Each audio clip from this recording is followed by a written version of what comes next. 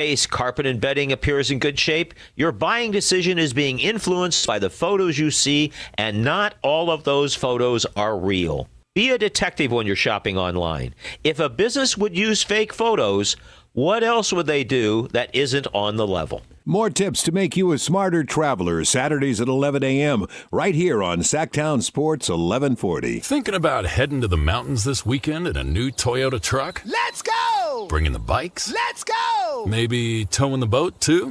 Let's go! All right, let's roll. Get 3.99% APR plus $500 finance cash on 2026 Tacoma SR5. Or get 2.99% APR on Tundra. The time is now, let's go! You heard the man. Toyota. Let's go places. Offers available through TFS to buyers with a premium rated credit and cannot be combined with other offers. Excludes Tundra TRD Pro and say 326. Whoa, what's all this? These screens, the food? All for the game, bro. Dude, let us pitch in. No need. I've got it all covered. With T-Mobile, I'm saving $1,000 bundling my wireless and internet. No way. Really? Yep, and the price of my plan won't change for 5 years. Wow, I'm definitely switching to T-Mobile. Goal! Here to score big with T-Mobile. Families save up to $1,000 a year when they bundle fast, easy-to-set-up, all-in 5G home internet with 4 phone lines on Experience Beyond. And your plan price? Guaranteed for 5 years. Stay connected con tu gente and catch every match with T-Mobile. Join now at T-Mobile.com.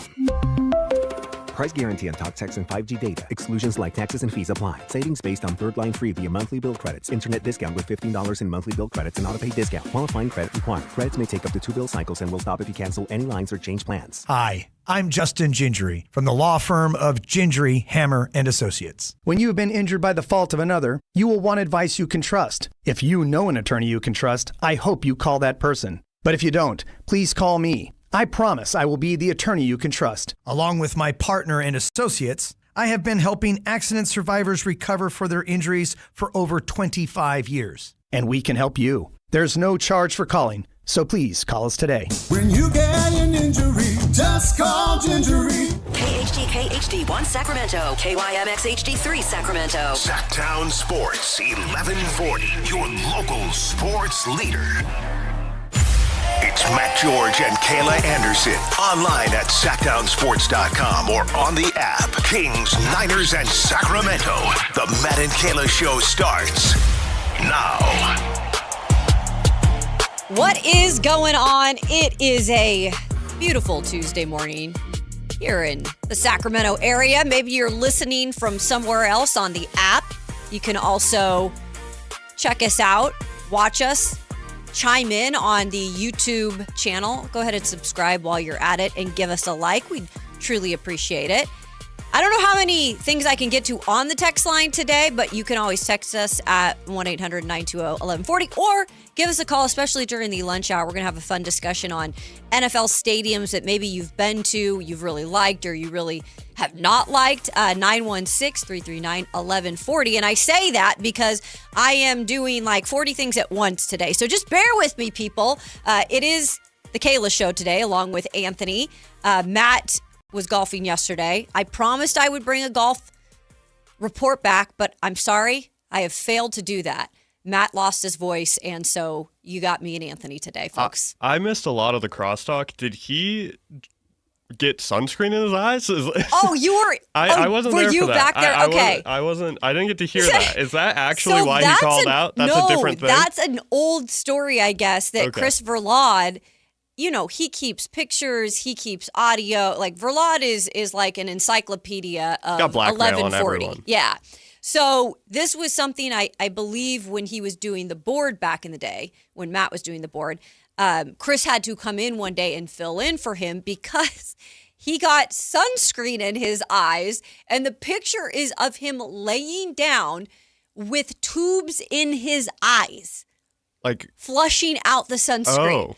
Now, we need to get deeper into this conversation once Matt gets back. Yeah, I got to know everything about this. Because I have also got sunscreen in my eyes, but I've flushed it out with water or, you know, something in terms of like an eye drop thing. But to be like in the hospital, he might have done more than He was in the hospital? Yes. Oh, I thought he just like had like a syringe that he filled with water. He was in the hospital because of sunscreen. So it must have, the bottle of sunscreen must have exploded in his eyes, I'm guessing, because that is a lot of sunscreen to have to go to the hospital. Yeah, maybe it's like it like clogged his like tear ducts, where because that like helps get it out when you like. Yeah. That's crazy. Isn't that crazy? But that is not the reason he is out today. He has lost his voice.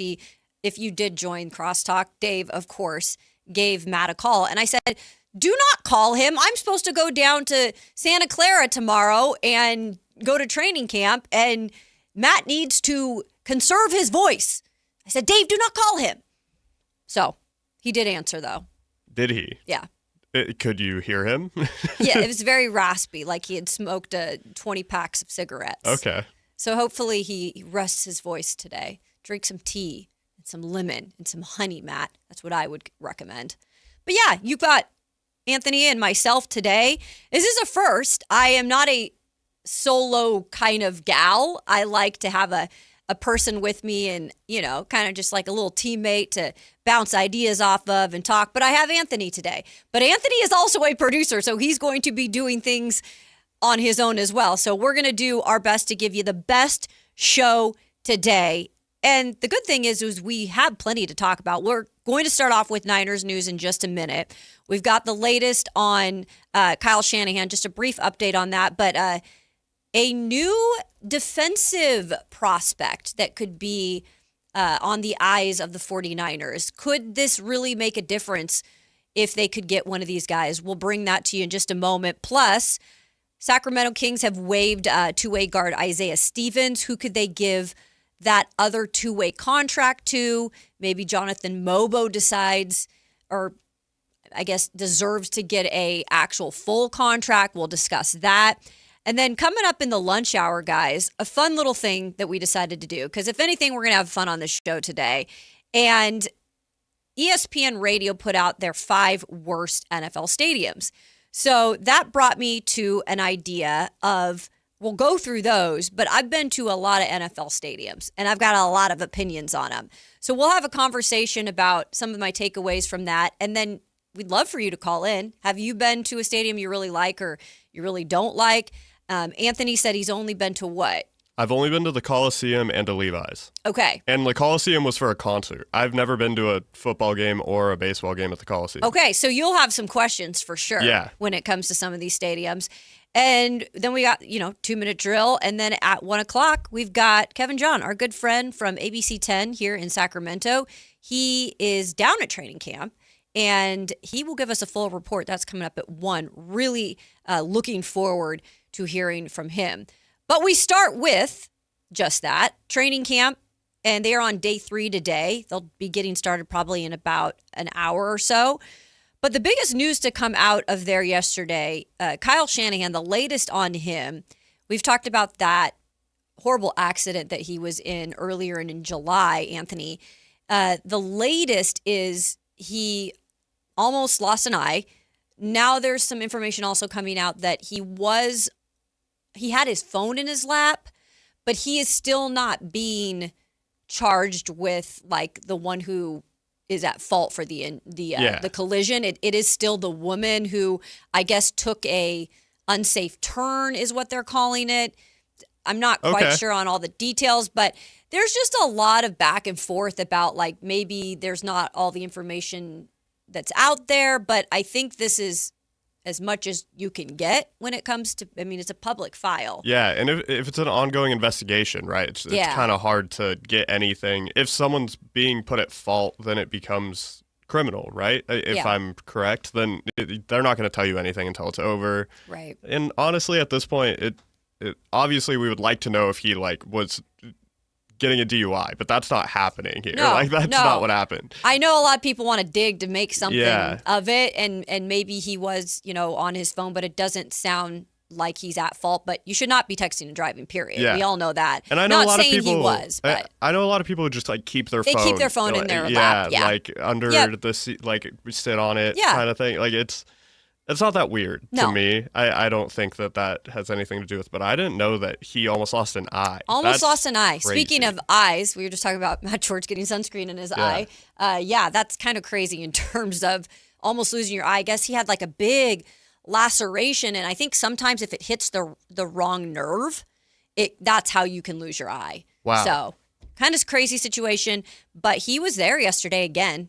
He was there at camp, so he's there. He's just not actively really coaching. He was just kind of standing in the middle of the fields with John Lynch. So we'll give you the latest. Kevin John's going to join us at 1. He's down there, so he will give us the latest on everything that's going on with an update on Shanahan. Will he be back in a week or so? They're kind of waiting out the concussion to see if he will return soon. But I wanted to start with this as we get close to preseason games here. They're coming up in just about 3 weeks. It's crazy to think. But all camps have opened up now today because everybody who has not opened up is now officially opening up. I should say today and tomorrow because I think the Raiders start up tomorrow and a couple more. But everybody's starting up this week. So I thought it would be fitting to get some people pumped up to hear a little bit of Fred Warner mic'd up. This is pretty cool. Listen up. Oh yeah! Let's go! LB!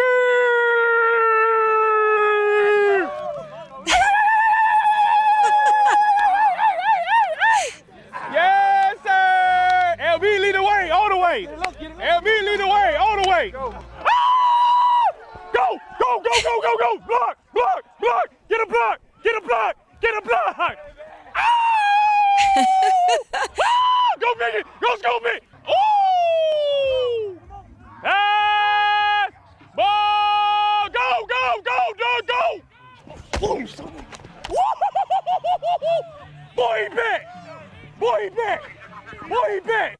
If that doesn't get you pumped up, I don't know. I mean, maybe I'm just on a different level, but like Fred Warner and just the noises alone, it just like made me get so excited for football season. And then hearing like the pads hit at the end, just knowing Fred Warner is back, you can just feel the energy on the field. And you wonder, like, not having him last year, and they still were able to pull things together, but having him back this year, you know why he is one of the best to ever do it at that position. Yeah, that just alone, you get it. He runs the defense. Right. And it's so important. Sets the tone. Yeah, entirely. You go to a game live and he's talking the entire time that they're warming up. It's Fred Warner is so incredibly important to the 49ers and important to the viewing experience of football.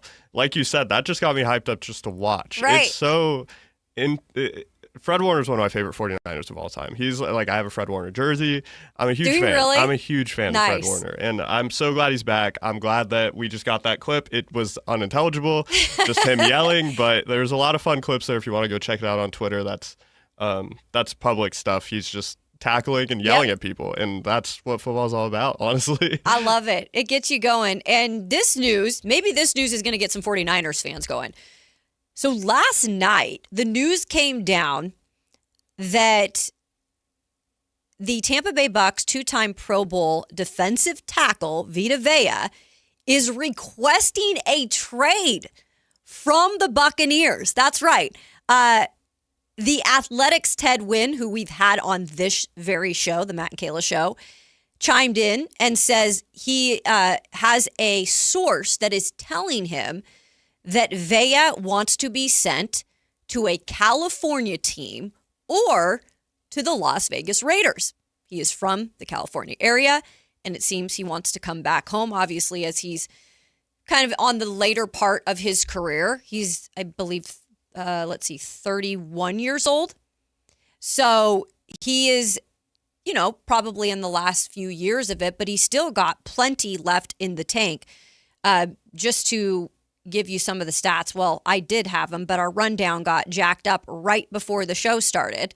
So I'll get you those stats in a minute, but did really well overall for the Bucks last year.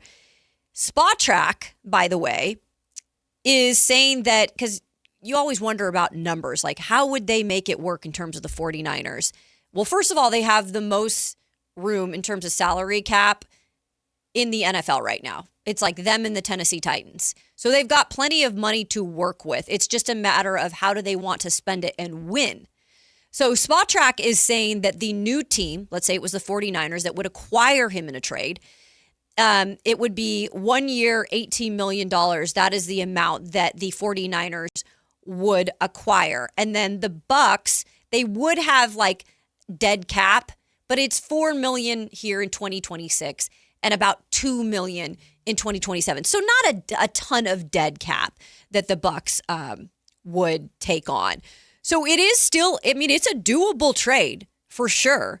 And let me go over those stats because I think Anthony just got them from me. Because again, you think about guys that are in their 30s and you're like, Kayla, they're going to add another 31-year-old to their roster.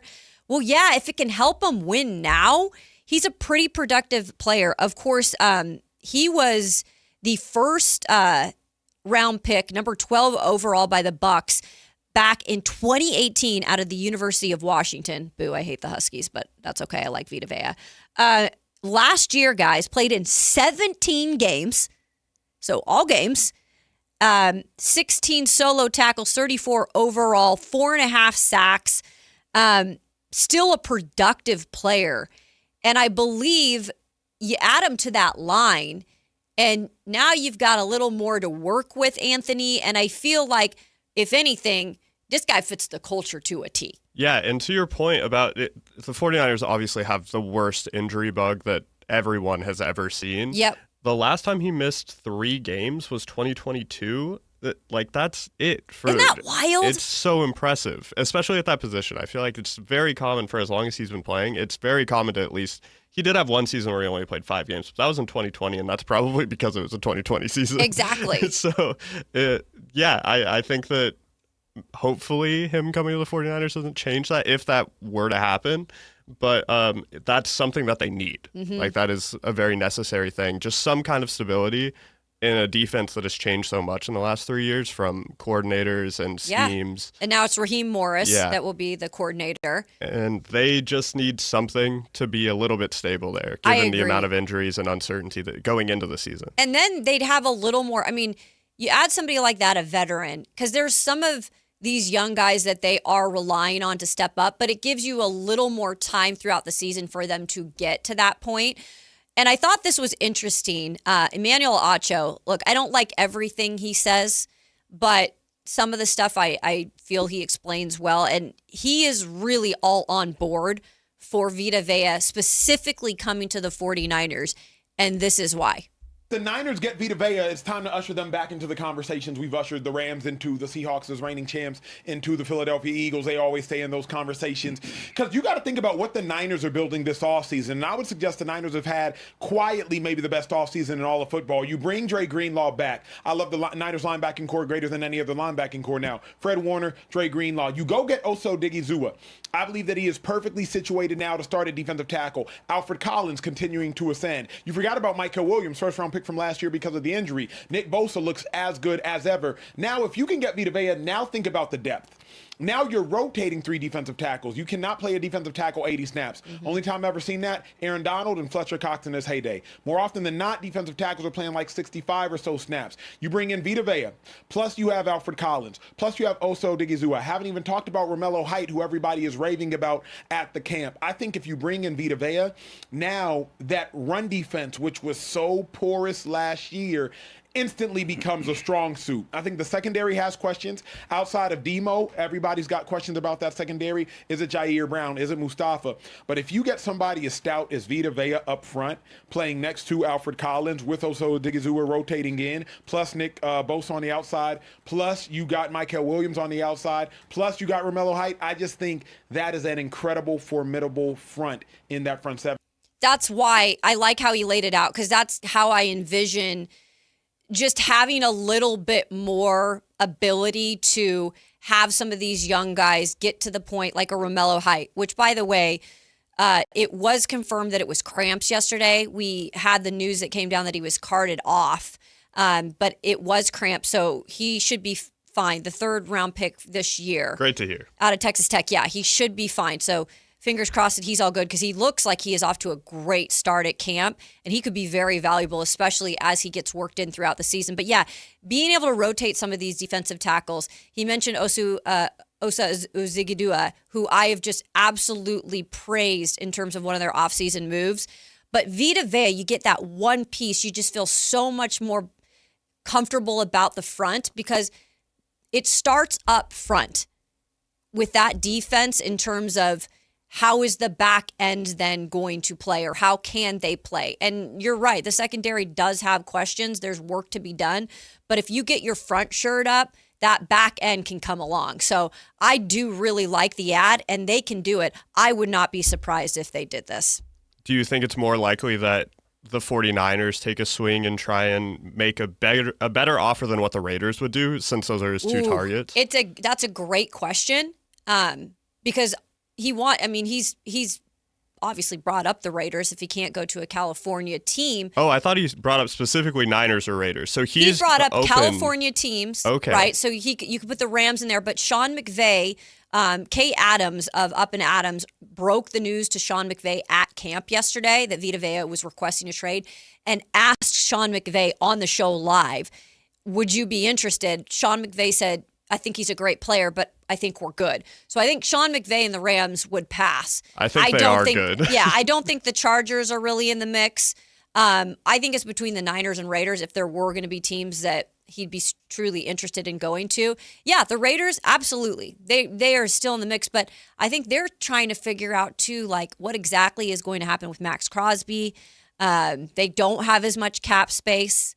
So I think the Niners are the best fit, and I'm not just saying that because we're here covering them. I just truly feel it's the best fit overall. Great to hear. Yeah, sometimes the trades get weird, especially with defensive players. I have no idea how much they're going to go for, especially with a pretty big contract, right? $18 million is like a good amount, right? Yeah, for 18. 1 year. I mean, it's not slight. Yeah, but it's it's doable for what the Niners have in money available. Yeah. So it's not going to work everywhere, and also not going to work everywhere for his age and all of that stuff. But because it is like a win now situation for the Niners, why not just add something that you can shore up your front just more? Yeah, it's not a huge swing for them.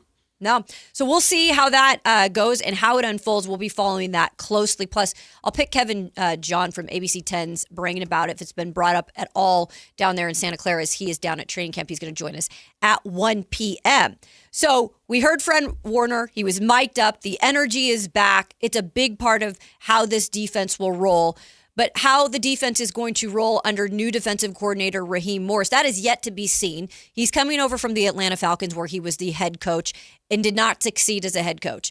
Not everybody does as a coordinator. And some fail at first. They go back to being a position coach or a coordinator, and then some get a second chance, like Robert Saleh, who is now in Tennessee. We'll see how he does in his second go-around as a head coach. But Raheem Morris is taking over this defense. It doesn't sound like much is going to change. Maybe some tweaks here and there. But he was asked about having Fred Warner here in this defense. And obviously, Dre Greenlaw is back and with the Niners. And this is what Raheem Morris had to say about these two players for the Niners. It's a lot more fun being on their side. Going against those guys, is always something that you're concerned with, how fast they play, how violent they play, the things they're able to do from a communication standpoint and a physical standpoint. That's always awesome. But watching those two communicate with each other in the huddle and the energy that they bring every single day to not only just the field, but the meeting room, the building, the presence, the ideas, the thought process. It's really fun to go into the linebacker room and be a fly on the wall. You sit in the back, every once in a while you get a question. And those two are going to give you high-level questions, not the what are we supposed to do. It's more of the what is this for, and that is really intriguing when you're talking about a coach and being able to communicate that way with the guys.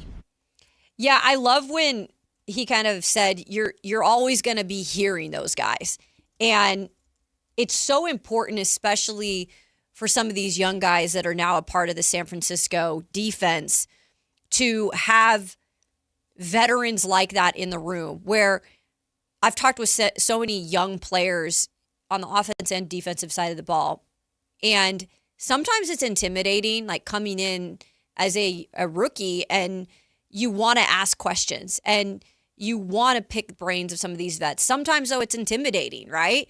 But I think Fred Warner especially, I don't know as much about Dre Greenlaw, but I've heard he's like also on that level of willing to help and guide some of these younger players. He's got a lot of knowledge of the game. So it comes across to me that they're both like that. And that's such a good thing for some of these young guys who are honestly going to have to take a step up this year if they want this team to be in the running with the Seahawks and the Rams in the NFC West. Because I know Matt George has said this on this show plenty of times. He feels the offense is going to be what takes them to the playoffs if they get to that point. But I truly think, I agree with that to a point, but like defense comes into play big time when it comes to the playoffs and once you are in the postseason. This defense needs to be on par at least with some of these other guys, at least right below it, but not much, if they want a real chance to beat these teams that are at the top. Yeah, and they've had a really strong defensive culture over the past 5 years, and I think that Fred and Dre have been a big part of that for as long as they've been here. Yeah. I think that they would be open. To your credit, they have a lot of young guys on defense that struggled a little bit last year with all the injuries. Inconsistencies, yeah. Just because that's the nature of it. And I think that their defense, I agree with you, actually. I think that it is as far as their defense can take them because their offense is going to be what it is. I believe in Brock Purdy to do what he can do. They're going to score touchdowns as long as they're healthy. Sure. I just don't know if they have the injuries that they had last year. We can't count on injuries. But it is, I think that I put more weight on the defense than I do the offense, as opposed to what Matt was saying. I do too. I think it's got, at some point, you got to even out and you got to have the best of both worlds, because I was telling Matt this too.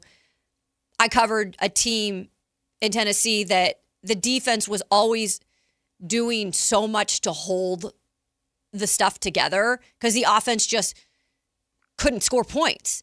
And I don't want it to be the opposite for the 49ers where, you know, the offense feels like they can never get off the field and they're just having to do whatever they can because the defense is so weak that they're a liability. And I don't think that's the case with 49ers. But I think the more even that you can get them at some point, the better chance they're going to have in this NFC West division, which is just absolutely brutal. All right, coming up next, we'll switch to a little bit of hoops talk. The Sacramento Kings have waived their two-way guard, Isaiah Stevens. You might have seen him a little bit in NBA Summer League in Las Vegas. What does that mean for the other two-way spot? And also, I know Anthony has a guy in mind that they could possibly give that spot to. That and more coming up on the Matt and Kayla Show here on Sactown Sports. Like and subscribe to the Sactown Sports 1140 YouTube channel at Sactown Sports 1140 to get the Carmichael Dave Show with Jason Ross, Matt and Kayla, and the Drive Guys with Kevin Gleason and Alan Stiles on demand and at your fingertips. Get your fix of the Sacramento Kings, 49ers, Giants, Athletics, NFL, NBA, and the latest in sports and entertainment all in one place at Sactown Sports 1140 on YouTube. Your local sports leader, Sactown Sports 1140.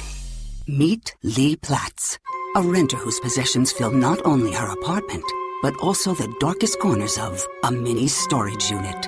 A land of both truth and fiction. Truth, everything inside is protected by Progressive. Fiction, one day Lee will fit into her clothes from senior year of high school. Renters, discover coverage for what you love and what you can't get rid of in Progressive's Protection Zone. Get a quote at Progressive.com. Progressive Casualty Insurance Company affiliates and third-party insurers. This summer, the Honey Pepper Pimento Chicken Sandwich and Pineapple Dragon Fruit and Sprite are back at Chick-fil-A.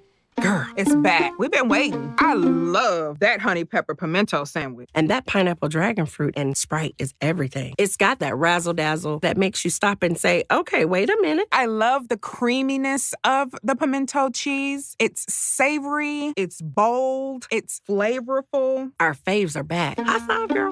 Which fan favorite will you choose? Real customers paid for their testimonials. The Travel Guys, new on KHTK 1140 every Saturday at 11 a.m. We'll make you you a smarter traveler. Tips you can use on the road and at the airport, plus reports from top consumer advocates. The Travel Guys, 11 a.m. on Sactown Sports 1140.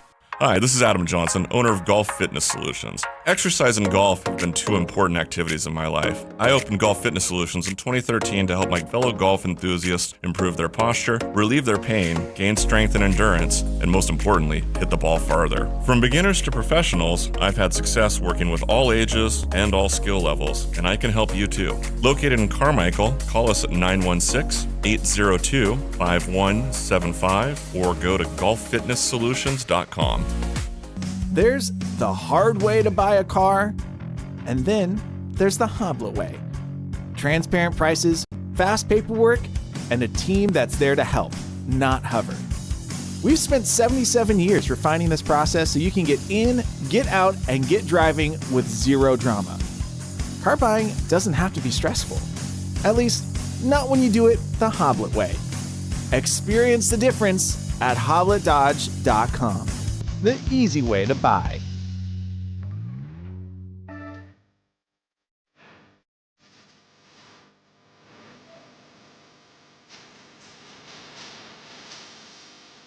It's Matt George and Kayla Anderson on Sactown Sports 1140. Welcome back into the Matt and Kayla Show. Just Kayla today, but we've got our good friend and our great producer, Anthony, back there, chiming along today, doing everything else that happens behind the scenes to make this show work. And we've got you, our absolutely wonderful listeners, everybody in the YouTube chat. Appreciate you today. And thanks for hanging out with us. We're going to have fun today. It might be a solo show. It's a little harder to get a rhythm going, but it makes it easy when we've got our great listeners and when we have a little fun. And that's definitely something I know how to do. So we've got a lot of good stuff coming up on the show. But right now, thought it was interesting yesterday. This came out, I think it was first reported by Michael Scotto. And he came out with a report that the Sacramento Kings have indeed waived two-way guard Isaiah Stevens. You might have seen him a little bit in NBA Summer League as of recent. Stevens averaged 14.5 points, 8.6 assists for the G League Stockton Kings as well this last season. There is no word, though, yet on who they are going to possibly give that last two-way spot to. So the first question I'm going to pose to you, Anthony, because I know you have someone in mind, is who should that go to, and what did you think about Stevens being waived? I think Stevens being waived was a foregone conclusion. I think that the Kings are really focused on trying to they have a really good system with their two-way guys. Yeah. I think that they're probably the best in the NBA at converting two-way players into full-blown NBA players. And I think that Stevens just wasn't matching that. He played great for their G League team. They have a great G League team every year, but I think that they're a lot more focused with their two-way guys on people who are eventually going to fit into their team here in Sacramento. And I don't think that Stevens was ever going to break that lineup. So they let him go, and hopefully he does well somewhere else. Hopefully he gets picked up by some other G League team, works his way into the NBA. I wish him well. He played well last season, 14.5 points, 8.5 assists for the G League team in Stockton. But as you said, I do have someone in mind for that last spot because they currently have one two-way spot open and two full roster spots open. Which we'll get to in a second. Yeah. So for that last G League spot, I liked Markelle Sutton at the California Classic. I did not watch him very much in Vegas. Okay. He was on the Sacramento Kings Summer League team. Summer League team, yep. Super athletic, 6'8" wing. Okay. He shoots free throws really well. Ooh, we like which this. Which is what I like. Yeah, we like this. He has been steadily improving as a three-point shooter. He shot around 30% from three in college. He was a 4-year player at LSU. Averaged around anywhere from 10 to 18 points. His junior year was his best year. I just really like him as a player. I liked watching him. I think he would fit in well. I think it's something that they need. Mm-hmm. Athletic wings. Their value a little more is, size. Yeah, not huge, but 6'8". Exactly. Not bad. Their value is just really high in the NBA right now. Even if you're not going to use them, just get them under contract, let them play a little bit. Yeah. Eventually, with injuries if they happen, I'm sure he'll have a spot at some point with the normal team, like at least play a couple games. And I would love to see him get a two-way contract. So I know the Drive guys, when they were down in Las Vegas for Summer League, actually spoke to Sutton. How long is this? Can we take a couple snippets from it? Yeah, let me take a look really fast. But they did talk to Markel Sutton. And again, this isn't a guy that's right now going to get a full-time roster spot, but it is certainly a guy to look at. Also, going back to Isaiah Stevens, I did see last night Nick Clifford put out a little Instagram thing, a little shout out. They are both Colorado State guys. So I didn't even put 2 and 2 together with those two guys. So he was definitely a little sad to see his buddy going. But again, I'm sure he's going to get an opportunity elsewhere. You let me know when you find that, Anthony. And we don't have to take it. I have a clip about him talking about if people didn't get a chance to watch him in Summer League, like he's going to describe his game here a little Perfect. bit. Okay. Game to that person. I think I'm energetic. I'm definitely versatile. I can guard a lot of positions. I feel like I can play a lot of positions also. I think I can score inside and out. So I think I'm just a versatile player, and I do whatever it takes to win. You got to love that. Yeah. Because I heard him say versatile about 3 times, which is very valuable and kind of, especially when you look at a two-way contract type of spot, can do a little bit of everything. You mentioned he's got a little bit more size, which you got to love, especially on this team. They do always need a little bit more size. Absolutely. Yeah, I think it's a good idea, Anthony. I think that would be a worthy player to get that two-way spot. The second question, though, is we mentioned there is 2 spots open for the full-time roster. So I think a lot of people are wondering, do one of those spots get taken up eventually by Jonathan Mobo, who I think a lot of people fell in love with him in Summer League. And, it's like, okay, Caleb, cool it, pump your brakes. It's Summer League. But this is a guy who has a little experience. Like, he's been in the league for a minute. He showed definitely a defensive presence, especially, on the boards. And I know he's not some prolific scorer, but again, he adds a little size. I look at it almost like he's like a smaller Precious Achiuwa, but not by much. Yeah, I think that it goes back to the same reasons why I want Markel Sutton on a two-way. I think that the Kings need size, and I think they need athleticism, and Mobo proved that he has both of those. I mean, he's, like you said, he's smaller Precious Achiuwa. He is a little bit smaller. Yeah. But he's 24 years old. He has been in the G League since 2024.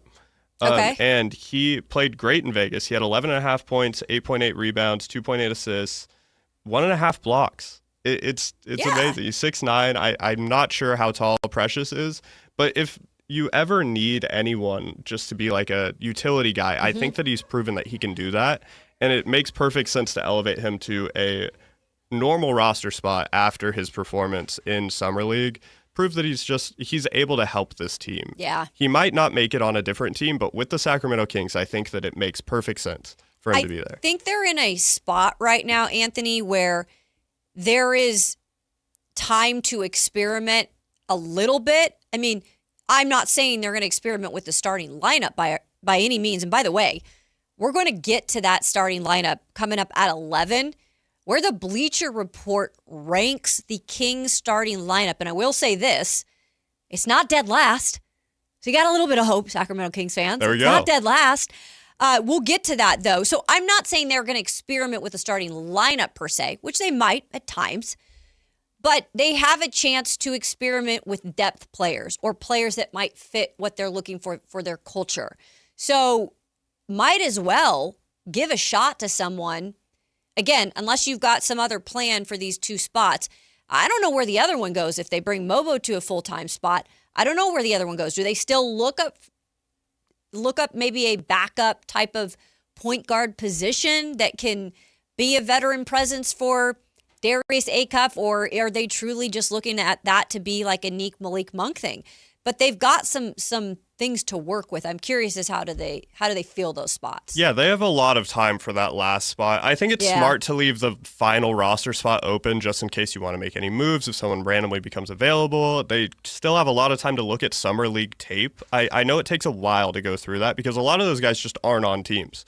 And they could have played amazing, and you want to scoop them up as fast as possible. Yeah. I think that it's important, especially like you said, they're in a place where they can experiment. And the platform is out there from the good teams in the NBA, like the top, the contenders, where you can see that you can make up certain aspects of an NBA team on low contract players, like low-level contract players. If you just experiment, you can see how much they can do, if they can help your team, if you have a good foundation. And I think that they're in a place where even if they aren't going to help the Kings win something, if you get them on a lower contract and they end up being great, you can trade them for value later on for a second-round pick, maybe even a couple second-round picks if they end up being great. Just keep cycling people through. Just try and build that culture, and I think that they're going about it the right way. Yeah. I think that getting rid of Stevens was a smart move, and I think that these plans are kind of laid out. I think Mobo's probably, this is all speculation, but I think he probably earned that spot, and I think that Sutton probably earned the two-way spot, in my opinion, but we'll see how it goes. Yeah, and I'm sure this will, as the months go on here, we'll start to see some of this stuff come out and maybe who they want to fill that other full-time roster spot if they indeed give one of those to Mobo, which I am definitely in favor of right now. Coming up on the Matt and Kayla Show as we wrap up already the 1 o'clock hour, the first hour. There we go. Getting ahead of myself here. We'll have Kevin John of ABC 10 at 1 o'clock, by the way. He's at Niners camp. We brought you this story, I believe it was at the end of last week. And it was bizarre, but it was funny. UNLV, their head men's basketball coach, Josh Pastner, made an interesting comment about people wanting to own the team. And now he's getting a lot of pushback. We'll get into that and the bizarre story that just continues there at UNLV. That's coming up next on the Matt and Kayla Show here on Sactown Sports. This is Sactown, baby! Follow Sactown Sports 1140 on Facebook at facebook.com/Sactown Sports to keep tabs on the Kings, 49ers, UC Davis, and the entire Sactown Sports lineup all season long. Facebook.com/Sactown Sports. Your local sports leader, Sactown Sports 1140. This is the story of the one. As a safety manager at a manufacturing plant, he does everything he can to keep his coworkers safe. From finding ways to reduce risks to keeping safety supplies in stock. And for that, he relies on Grainger. Grainger offers a broad range of quality products and next-day delivery, so he can always play it safe. Call 1-800-GRAINGER, click Grainger.com, or just stop by. Grainger, for the ones who get it done. Joe Fallon did something smart. He saved hundreds on auto insurance switching to Progressive. With that money, he commissioned a portrait of himself. Does Joe already know what he looks like? Yes. Do guests know what he looks like? Also yes. But not as art. It's Joe's savings, and if he wants to spend it on a velvet painting of himself with a white tiger at his feet, we say, roar, Joe, roar. Switch and see if you could save with Progressive and treat yourself. Progressive Casualty Insurance Company and Affiliates. If the world were like a Sleep Number mattress, everything would adapt for your comfort. Your coffee would never get cold. Your flight would always be on time. And your mattress would always respond to you and your unique sleep needs. Sleep Number mattresses are designed to respond to your body and shift with your changing life, helping you fall asleep faster and stay asleep longer.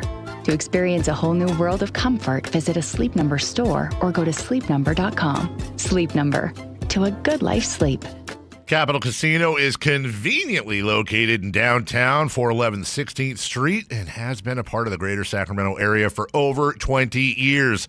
They offer the best variety of games in the region in a safe and friendly environment, and there's plenty of parking, all well lit and monitored by security. Come have a great meal at the cafe and restaurant inside. Capital Casino has the best food, the best service, and the best action. But please always remember to gamble responsibly. 1-800-GAMBLER. We wouldn't be celebrating America 250 if it wasn't for a strong foundation set by the framers. Hamilton built America's financial foundation on sound money, later embodied by the gold standard. But we abandoned that discipline in 1971 and have seen inflation erode the dollar's value. What's the foundation of your savings? Is it gold or something that can be devalued? Hi, it's Dr. Ron Paul, and I encourage you to speak with my friends at Birch Gold Group about diversifying an existing IRA or 401k into a tax-sheltered IRA in gold. Learn more by requesting a free info kit on gold IRAs. Just text the word SECURE to the number 989898. Let Birch Gold help you build your foundation with gold. Text the word SECURE to the number 989898. Text SECURE to 989898. With 25 award-winning years in Northern California, Ashton & Price is your local injury law firm. Pro attorney tip: if a firm presents as local but they're in LA, red flag. If your first consultation is not with a lawyer, big red flag. At Ashton & Price, your first consult is with a local attorney, and if serious injury prevents travel, a lawyer will come to you. Still not enough? George Washington's my uncle. At Ashton & Price, no red flags, just red, white, and blue. Remember, for the best advice, don't think twice. Call Ashton & Price. The IRS finally caught up with Louie. I hadn't paid my taxes in 8 years. I owed the IRS a lot of money. Louie was in deep trouble. We're going to take your house, put a lien on your bank account, garnish your pay. They don't care. They're going to take your paycheck. Louie found out about Optima Tax Relief, the leading tax resolution firm. A+ rated by the Better Business Bureau, they've resolved over $3 billion for their clients. Optima Tax, they help me. They calm me down. They make me feel comfortable, and I trust them. Louie has a lot to be thankful for. I don't owe the IRS anymore, and I'm able to live a comfortable life, a lot better life. It was because of Optima Tax. For tax help you can trust, call Optima now for a free consultation. Take it from Louie. If you owe the IRS, don't go it alone. Give Optima Tax a call. They can help you. Call 800-375-2322. 800-375-2322. 800-375-2322. Optima Tax Relief. Testimonial from an actual client. Some restrictions apply. For complete details, please visit OptimaTaxRelief.com. Cheap, cheap. That's the sound of savings happening right now at Elk Grove Honda. You remember, right? Elk Grove Hondas are still cheap, cheap. And right now you'll find a good deal more on new Honda gas and hybrid Accords, Civics, CRVs, and more fuel-efficient Elk Grove Hondas. Every sale is done right here, under the flag in the Elk Grove Auto Mall. Come see why generations of families return again and again to Elk Grove Honda in the Elk Grove Auto Mall, because Elk Grove Hondas are cheap, cheap.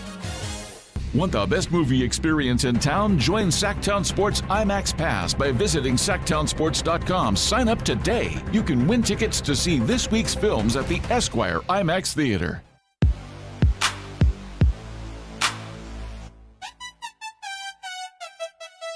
A.m. to 2 p.m. Matt and Kayla on Sactown Sports 1140.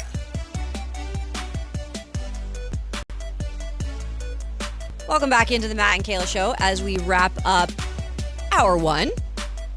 We have got an interesting conversation coming up at 11 o'clock. Bleacher Report ranked their best starting lineups in the NBA. So where do the Sacramento Kings fall? The one thing I will say is they are not dead last, which the first thing that I did when I saw this article is I went all the way to the bottom. And it wasn't them. And I was like, all right, this is good. Little victories. Hey, little baby steps, Yep. Anthony. Little baby steps. That's coming up at 1. But first, got to talk about this bizarre situation. I think it was a pick-a-side that we had last week. And UNLV head coach, men's basketball, of course, we're talking about, Josh Pastner, did an interview last week with KTNV in Las Vegas. The former Memphis and Georgia Tech coach, who is in his second season at UNLV, announced he was seeking out an investor who could help the Rebels compete in the NIL era. And he pretty much said and put out this pitch, I have told people, why buy the NBA team? Buy the college basketball team. You could be the owner of the UNLV Runnin' Rebels men's basketball team, he said, and it's a lot less expensive. Well, he got a little bit of clap back on that, little bit of a slap on the wrist. And on Monday, he quickly clarified his stance, announcing that the Runnin' Rebels are not for sale. And his reference to an owner was meant to highlight the level of resources, sponsorships, and overall support needed to compete in the evolving college landscape. Look, I don't think he meant it to be like truly trying to break rules or be like, hey, you know, we're selling the team. He was really trying to be creative and funny. If you know Pastner, he has a little bit of a quirky personality. I think he was just trying to make light of it. But of course, you know, the NCAA sees something like this and they're like, like, you go and release a new statement. I mean, he released a whole statement out on social media. UNLV did from him. So I thought it was funny, but we had a feeling that he might get in trouble for that statement. But I still think it's a great idea. I love it. Yeah, I love it. I think that like me and Matt, when you posed the question, I think our initial reaction is, can he say that? Like, we just were like, is that a position? Yeah. Is he allowed to say that you can buy the team? Yeah. But what's so funny to me is that it's UNLV who had, like, historically just, like, they were run by, like, the mafia at one point. And they were, they were giving away cars. And it just, I think that it's so funny to go back to the PR of, like, we'll have an owner. We'll just like, we can break the rules. We're UNLV. I know that he didn't mean it like that, but it's so ironic that it's UNLV being like, you can own our basketball team. I mean, just their openly. name, it's the Runnin' Rebels. Yeah. They do have a history of being rebels there, that's for sure. And look, their program was once very, very good and respected when it came to basketball back in the day, way back in the day. And he's a good head coach for the most part. I mean, he's done some good things, especially at Georgia Tech. I think also in this day and age that we're living in, when it comes to college sports, it truly is the Wild West now. And I think because the NCAA isn't so much a part of really what's going on as much as they used to be, and they're looked at as a joke by many, I think like people are just like, well, we can pretty much, like they forget sometimes, like the NCAA is still sitting there shaking their hands and pointing their fingers like, no, you can't do that. But because we are kind of living in a Wild West situation, I think coaches are a little bit more like they feel they're a little more free to do things like that or say things. You probably even think about it. Yeah, and I can relate. Like, I've been there. You kind of see stuff happen around you where you're like, we can do that? Okay, I'm going to do this. And it's like, no, not that. You can't do that. Wait, we took it overboard? Yeah. Oh, shoot. Yeah, I think that's probably what happened. And I think it's totally understandable. He's probably seeing other teams have functionally owners, like just all without the name. And we probably don't even know about it. And they don't even get in trouble. And I think he's like, I'm going to go say that someone can be that for us on TV or where was it? It was on some podcast. It was with like an actual like sports reporter in Las Vegas, like at a local station. Okay. Yeah, she did like a sit down with him, and then obviously this came out of it and became a big deal. Yeah, so it was probably a little bit more tongue in cheek at that point. Like he probably didn't think it would blow up super huge, just like making jokes about, we don't need NBA expansion. Come pay attention to us. Probably trying to sell tickets to locals is kind of what that seems like. But that's just so funny that he thought he could get away with that. I love it. I'm surprised that there wasn't anything else that came down besides like, hey, you need to put out some sort of a not an apology, but you need to make sure they know that you are not serious about it. Which, guess what? I'm sure there are some donors that look at that and at least they get some money maybe out of a situation like that. Yeah, or just like a title. I mean, like rich people, how much was it? It was like 14 million, he said? I think he said like 10 to like, around that which 10 is like to 14 not range. A lot for people who have like hundreds of millions of dollars. And you could just get courtside seats, I guess, at a game. And if they're going to be good, then it's a good deal to those types of people, like the ultra rich people. I mean, I grew up a diehard. I went to Washington State. I'm a diehard Coug. I love my university. If I had the money to like invest at that level, damn right I'd be doing that, and I'd be courtside, fly me up every game I could get to.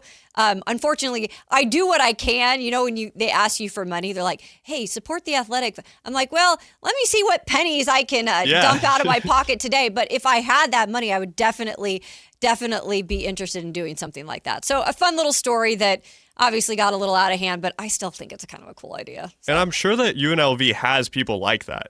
This might have worked. Yeah. We don't know about it. Exactly. But this might have already worked. Exactly. And I think that like you said, I'm surprised he didn't get more of a punishment. I think that it's probably because there's other stuff going on that's like way worse. Way more. Yeah. Just a little bit more pressing. There's probably owners we don't know about. Yeah. And they're just like, we got to deal with that. Just don't say it out loud right now.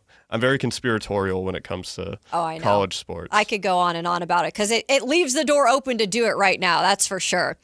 Well, that is hour one of the Matt and Kayla Show. We're just getting started, though. Coming up, the interesting rankings that the Bleacher Report put out about starting lineups in the NBA next year. Of course, this is their opinions, but I think it would be interesting to go over some of these and, of course, show you where the Kings are. Do you agree with that? We'll give you the starting lineup they came up with. We'll get into all of that and much more coming up next in hour two of the Matt and Kayla Show here on Sactown Sports. Take Sactown Sports with you everywhere you go with the Sactown Sports app. The most in-depth coverage of the Kings and 49ers. A library of written and video content. And all your favorite personalities all in one place. Download the Sactown Sports app today and get in on the action. Your local sports leader, Sactown Sports 1140. Someone had a birthday. Yep, 50. Can't believe it. 50 years of wisdom. Great segue. We have a health reminder from the CDC. Pneumococcal vaccination is recommended for adults 50 or older. Says here, we're over 6 times more likely to be hospitalized with pneumococcal pneumonia than adults under 50. I don't love those odds. Same.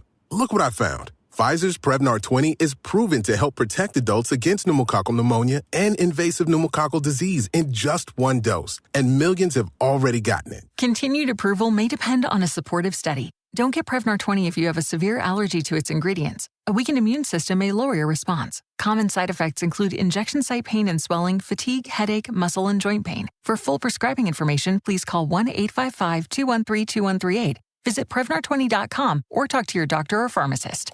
I'm on Prevnar20.com now, scheduling my appointment. Good idea.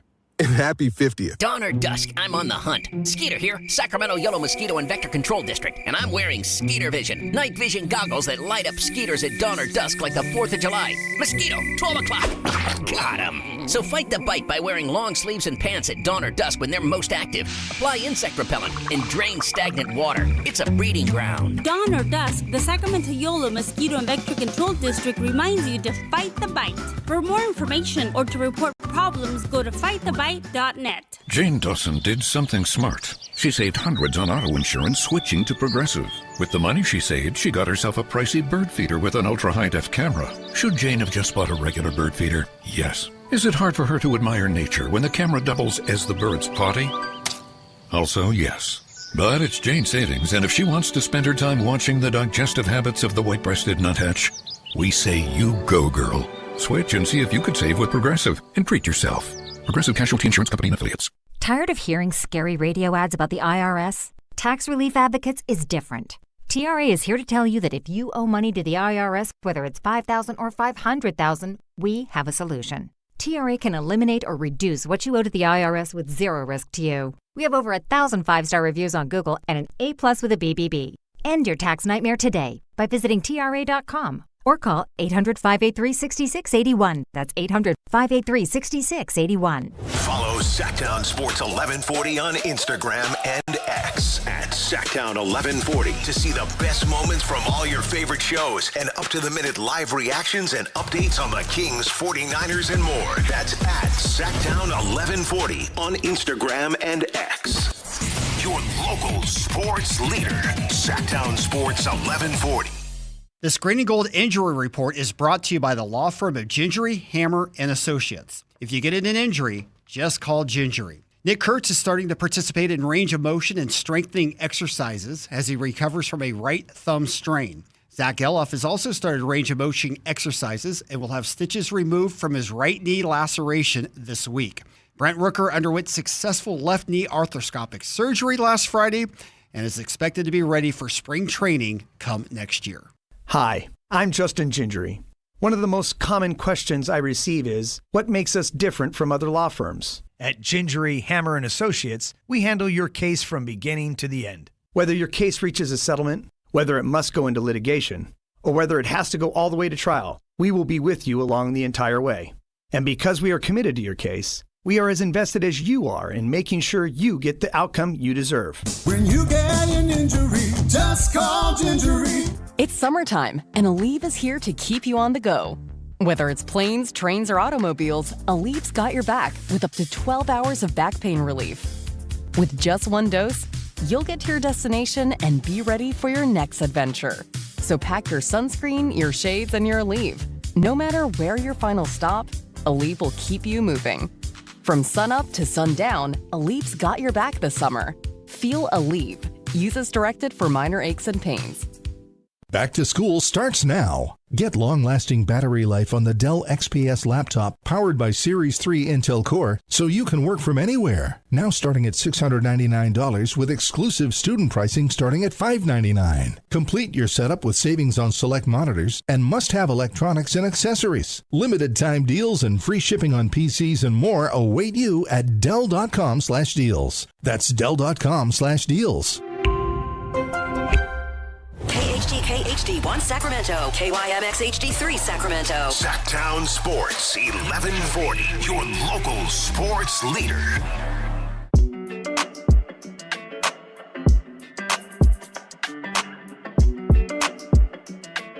Matt and Kayla on Sactown Sports 1140.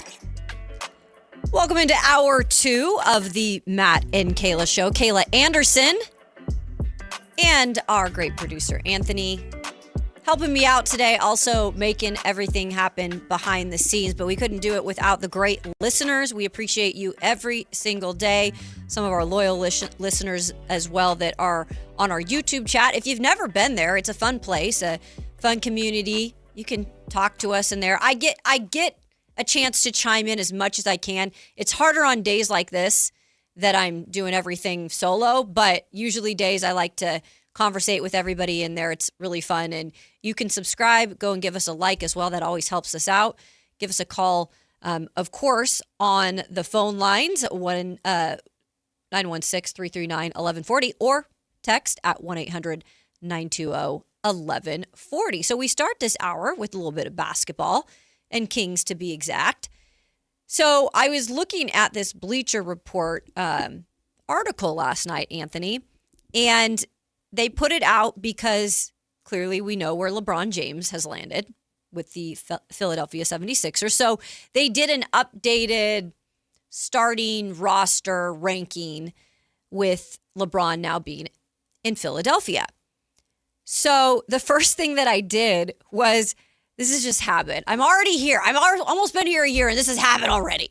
I scrolled all the way down because I was assuming that the Kings were going to be at the bottom. But I thought, well, maybe they've got some veterans on, that starting lineup. Maybe there'll be a couple things in terms of in front of 30. What's a realistic range for these publications? So I want you to, I don't know if you've seen it, but I want you, before I give you where they ranked, to take a guess at where they might have put.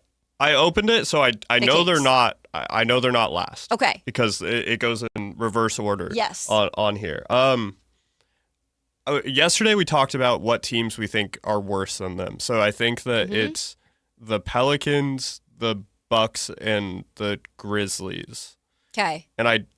So that would make them 27th. Okay. If that is still this, they might put the Grizzlies better. They honestly might put the Pelicans better. Honestly, they might be 29th on here.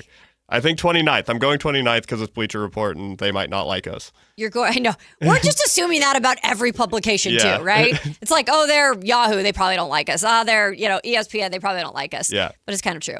So you have to scroll down to 28. Okay. To get to the Sacramento Kings. So in front of them, if you're curious, before I get to their little breakdown, the Milwaukee Bucks are at 30. I would agree with in terms of their that. starting roster. And it makes sense. First of all, there's a lot of youth there. You've got Ryan Rollins, Tyler Hero, Jaime Jaquez Jr., Kyle Kuzma, Miles Turner. So with Giannis Antetokounmpo gone, it's a big piece to their puzzle that is missing now. Yeah, and they haven't played together. They haven't played together. Yeah. Absolutely. So I agree with that too. I think that is worthy of a 30 spot. At 29 is the Brooklyn Nets. I forgot they existed. I'm going to be so honest. I'm sorry. I just, when I thought about it, I completely forgot that Brooklyn was like, Brooklyn absolutely has a worse starting lineup. Mikael, I always say it's Michael Brown Jr. He is at point guard, and then shooting guard Igor Deminin, Michael Porter Jr., Julius Randle, and Day'Ron Sharpe. So, another one of those like kind of weird, haven't really played together. That is still a very young team as well. So that projecting starting five, I think I'm cool with them also at 29. Makes sense. Your Sacramento Kings come in at 28. Their projected starting five looks like this, according to Bleacher Report. And then let's discuss if you think this is actually what you would do. I don't think it's breaking news here what this looks like. You've got Darius Acuff. You've got Zach LaVine, DeAndre Hunter, Keegan Murray, and Domantas Sabonis. So I know we've discussed a couple different scenarios where maybe DeAndre Hunter isn't in that starting lineup, but for me, I'm putting him in there to start the year. Yeah, I think this is the only starting lineup that makes any sense if they want to be able to guard anyone. Yeah, you got to have some height, some size. The way that this is going to go, my guess is Acuff and Zach, obviously everyone knows that they have their defensive woes. Yeah, they're not the best defenders. Mm-hmm. And Sabonis, everyone knows, we've been here long enough. We know that Sabonis isn't like the rim protecting big that some people want here, like a Dylan Cardwell. Right. It just, Dylan doesn't have the shooting part of his game. The scheme is going to have a lot to do with help from DeAndre Hunter and Keegan Murray from the perimeter, and then they're going to have to collapse in. And it's the only way that this defense is going to work at all in team defensive schemes. You're just going to have to collapse when Sabonis is getting picked on. You're going to have to help from the corner when Acuff or LaVine get blown by, which is an inevitability. And I think that there's no other lineup that works starting. I mean, like, obviously you could discuss whether or not you want Zach starting if you just don't like him, that kind of stuff. But he's sense. getting paid a lot of money. Yeah. You need to get his value up too. Yeah. As much as you can, and he should want to get his value up. 100%. Right? Contract year, he should play better. I think so. I have a little bit more, but by the way, I got to tell, I'm sidetracking us for a minute. I told you we'd have fun on the show. So when I came to Sacramento, you know, my sister-in-law is from here. My brothers lived here for 15 years. My nephews were born here. They're obviously Kings fans. When I came here to visit for the first time, you know, I got introduced to how big the Kings are because that's your pro team here. And then this year when I came here, I went to a preseason game with my sister-in-law, and I had no Kings gear. So I'm out hunting for any type of Kings gear, and I go to, I think, Dick's Sporting Goods. And they had a little section, but it's not a lot. And I kind of like more like fitting tees. I don't like big, you don't want the dry fit, like the big. I want kind of like a girly look. I could, wear with my jeans or whatever and put a coat over like I'm doing today. So I believe I wanted a DeMar DeRozan shirt, like number. Yeah. And then I want a Sabonis one because he's Gonzaga, go Zags, I'm from Spokane. Neither of those were in my size. So the only one that I could find was Mr. Zach LaVine. And what do you know? I'm wearing the Kings shirt today. I don't know what came upon me to wear this today, but I took it out of my closet and I said, oh, by golly, I got a Zach LaVine shirt. And then it goes to be like, I've been tough on him just because, and nothing personally on Zach. It's just one of those, it's not a right fit here. It's a heavy contract. I think it's best for both sides to part at some point, but it is what it is. He's going to play this year.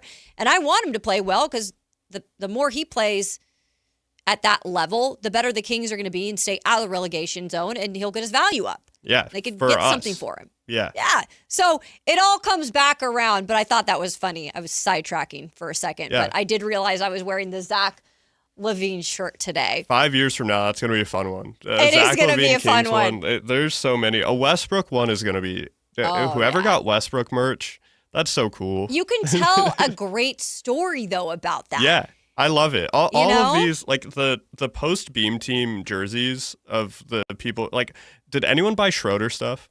That's a good question. I don't even know if they sold it. Dude, there's got to be if you bought any type of a Dennis Schroeder like jersey or just like a shirt like I do with the number and the name on the back, please call us. You have half a season of stuff. Please call us because I want to know like the story and what you're going to do. It's probably Kings fans have the craziest wardrobe. Yeah, like I think it's kind of fun. It's eclectic. It's cool. Yeah, you can tell stories for days 100%. About it. So this Bleacher Report, Anthony, their explanation for why they had the Sacramento Kings at that 28 spot in terms of their starting lineup, it says this: it could be another long year for the Sacramento Kings fans. How many times have you heard this, fans?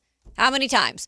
Although there is at least a bright spot now at the point guard position. Acuff, the number 7 overall pick in the NBA draft, has all-star potential, and we've already seen Sabonis and LaVine reach a few games each. Hunter only played in 2 contests following a trade to Sacramento due to eye surgery, but brings a lot of size to the wing, which we have mentioned.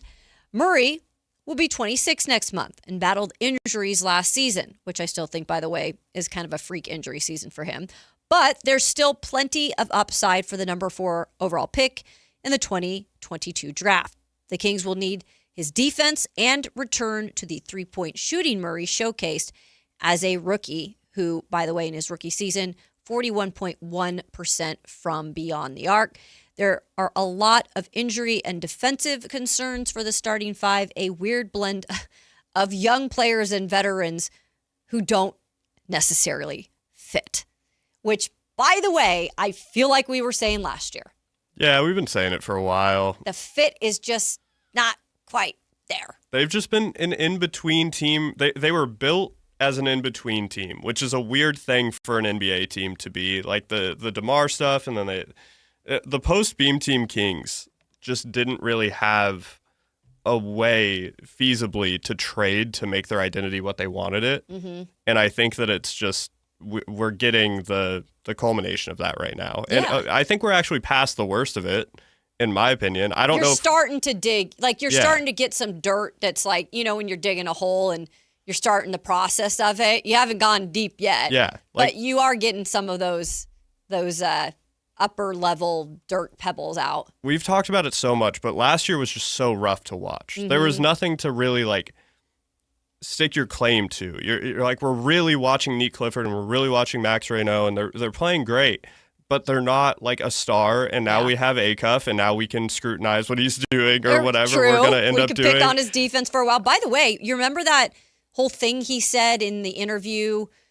Was it Clutch? Yeah. That he did the interview with, and he's like, I'm working on something, but I'm not gonna.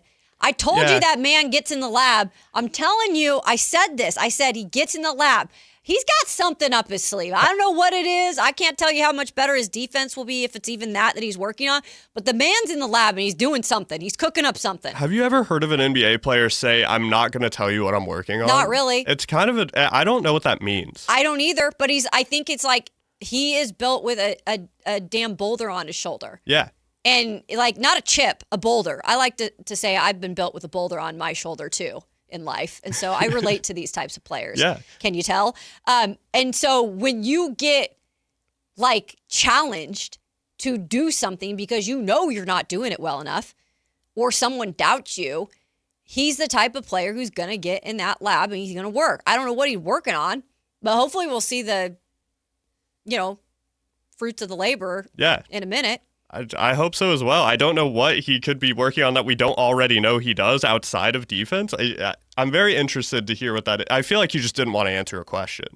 That's what I would do if I didn't want to answer a question. I'd just be like, so? I'm working on stuff. I don't really want to talk about it. I don't know if he'd say that, though. I don't know. That man just built different. I feel like he's doing something. We don't know what it's going to be. At least that's what I'm hoping for, Anthony. Yeah, we've talked about this before on the show, but an alternative starting lineup was put in the chat, and it was Domas at the 5, Cardwell at the 4. I think that we would switch those. It would be Cardwell at the 5, Domas at the 4, Keegan at the 3, Levine at the 2, Acuff at the 1. And then you have a little bit of defense off the bench with Hunter.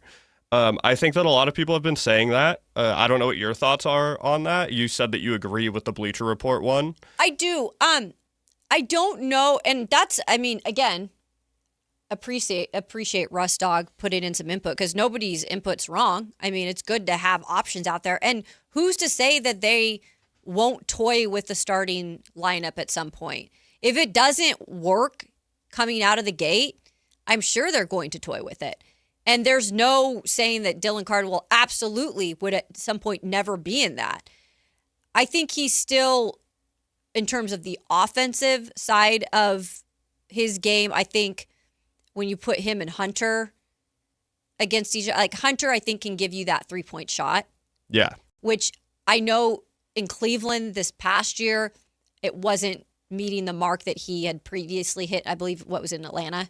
In Atlanta, he was seen as a really good shooter, well. And Cleveland was just underwhelming. His whole time in Cleveland, he was not very great. I think he still has that in him, but I think we're kind of also hoping that for a lot of these guys. We're like, well, I think Keegan Murray still has that in him. Going back to his, rookie season, I don't know with Keegan specifically how much we can rely on that in terms of getting back to that 3-point percentage at 41.1%. But, we can have hope. Weirder things have happened. But I do like Hunter out there a little bit more because of the offensive part that he brings as well as defense. But I'm not completely opposed at some point to see Dylan out there. Yeah, I think we'll definitely see this lineup at some point. I don't know if I don't think it'll be the starting lineup. To your point, I think that Hunter's also making a good amount of money and they want to get his value up. Yeah, just make sure that people know. If they want to trade for him. Yeah. But Cardwell at the 5 makes perfect sense. And I think that what you said about spacing the floor has to do with Domas at the 4. Like, he can't shoot. They tried to make him do it a little bit a couple years ago, and it's just not really there. Yeah. His quickness isn't great to go against modern 4s. He's a tweener, and it's a big thing. I hate using that word, but it's so true. It is just what like a 4 is. I see a lot of people who are like 4s are just you needed 2 bigs in the past, and they were just centers with a little bit of defects. And now there's people who are forced to play the 5 because we don't need 2 bigs on the floor as much anymore. And that's kind of what Domas is, like an Amari Stoudemire, all these people who are a little bit undersized. The power forward is an interesting position in the NBA. And it doesn't really fit anyone. Right. No one is a power forward anymore, in my opinion. At least you can't be a power forward against all 30 teams in the NBA because some people are playing like we play Keegan at the 4. Keegan's a small forward. Yeah. And you can't guard them if you're an undersized 5. It's a weird position, and we're in this weird era of the NBA where the power forward position doesn't make a whole lot of sense, but I can see this being a situational lineup. Yeah. If they have 2 bigs on the floor and Sabonis can get down there and Cardwell can help down low as well, I feel like that works better defensively And Keegan, to your point, we don't know if Keegan can get back to where he was his rookie year. Yeah, because last year he just wasn't on the floor. And when he was, he couldn't get enough momentum to do anything because then he was injured again. Yeah. So. And Keegan benefited so much from how fast and how well polished the offense was during the Beam team during his rookie season. And it's just never been there again. Mm-mm. He's had to do too much on defense. He hasn't. Which he's going to have to do again. Exactly. He's been playing out of position. He's been playing at the 4 where he's a natural 3. It's tough for Keegan to ever get back there, and I still think Keegan's really good, and he's probably the most important player on the team on defense, definitely. But he might be the most important player on the team to their success, just being there. I think that's why when at the trade deadline, Mark Spears came on our show of ESPN, and he had mentioned that we had thrown out DeMar DeRozan and Domantas Sabonis, and where is their trade value right now? And he was like, honestly, the only trade value I'm getting that people are interested in is a player that you can't even trade right now. And it was Keegan Murray.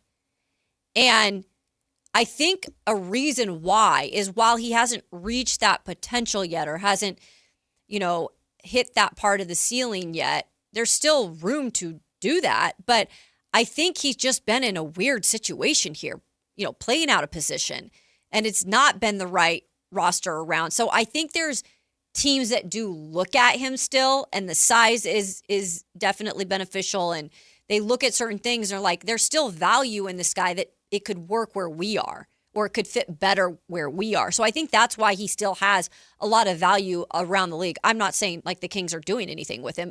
That's what Mark Spears told us, is he believes that he has a lot of value out in other places. Also, Scott Perry said that at his presser.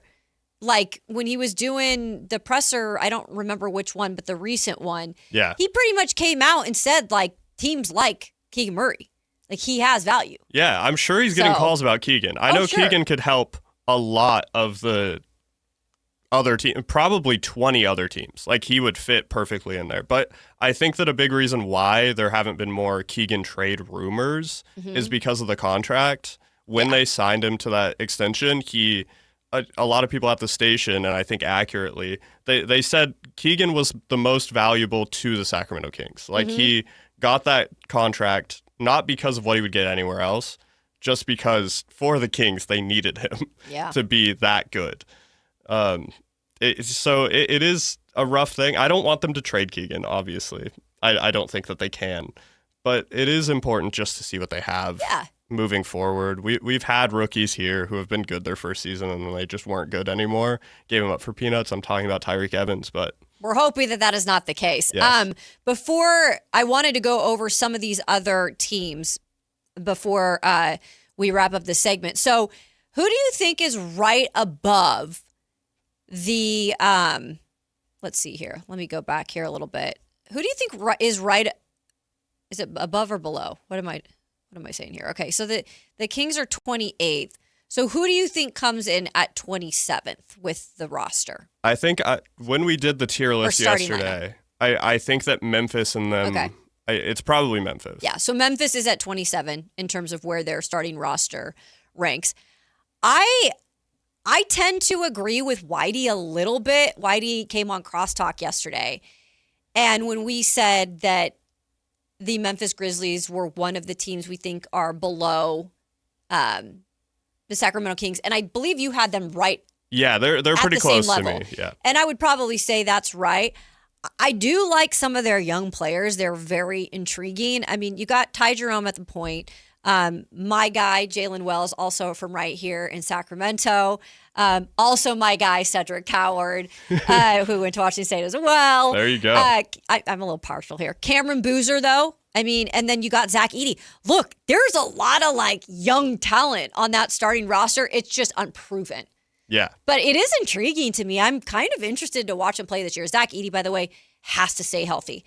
He's got issues with health, and that's one thing that probably, you got to continue to keep an eye on there. For sure. I think that they're equal in starting lineups and rosters in general, but for different reasons. I think that the Kings are more talented. This is what I said yesterday. The Kings are more talented, but they don't really fit together.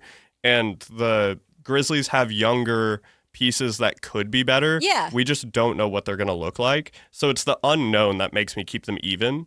And I'm excited to see what they do in the same way that I'm excited to see what the Kings do, just to know how we're going to move forward with both of these teams. Because I really liked the Grizzlies when they had grit and grind a while ago. Yeah. And then it was fun basketball to watch. I liked the Ja Morant Grizzlies. I know. It was fun. It was the before battles he with the started Warriors. getting himself in trouble. Yeah. So I hope that for the city's sake and for that team's sake, I think that they have a chance to get back to being good. Yeah. Don't move him to Nashville, Adam Silver. Okay, so real quick, at the top of this list, any guesses to who has the best starting five according to Bleacher Report? I think that they put Philadelphia there. I think that that's what they would do. Like, there's no... And you are correct. Okay. You are correct. Of course, we've got Tyrese Maxey, VJ Edgecombe, Jaylen Brown, LeBron James, and Joel Embiid. Of course, Embiid is always also another fascinating center to monitor. When the hell is he going to be out there? How healthy can he be? Because if he's healthy, we all know what this team could be. So, yeah, they are the number one best-ranked starting five. Coming up after them is the Oklahoma City Thunder. They come in at the 2 spot. And then at the 3 spot, they put the Knicks. So one of those teams, I think it's hard. We were talking yesterday.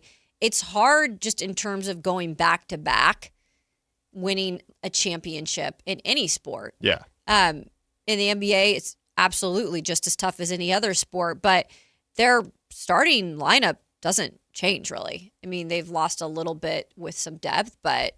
They just lost Mitchell Robinson, Robinson's and that's really the only rotational biggie. player they lost, and they replaced him with Andre Drummond, but everyone else is back. Yeah, so they have a chance to compete in a better East, I would say. And then the Indiana Pacers, look, they were pretty much irrelevant last year. They tried to tank and couldn't even get that right because they did not get the pick that they wanted to get. The owner said sorry. Exactly. That was pretty funny. But they've got Tyrese Halliburton back. Hopefully he's healthy and can be out there the whole season.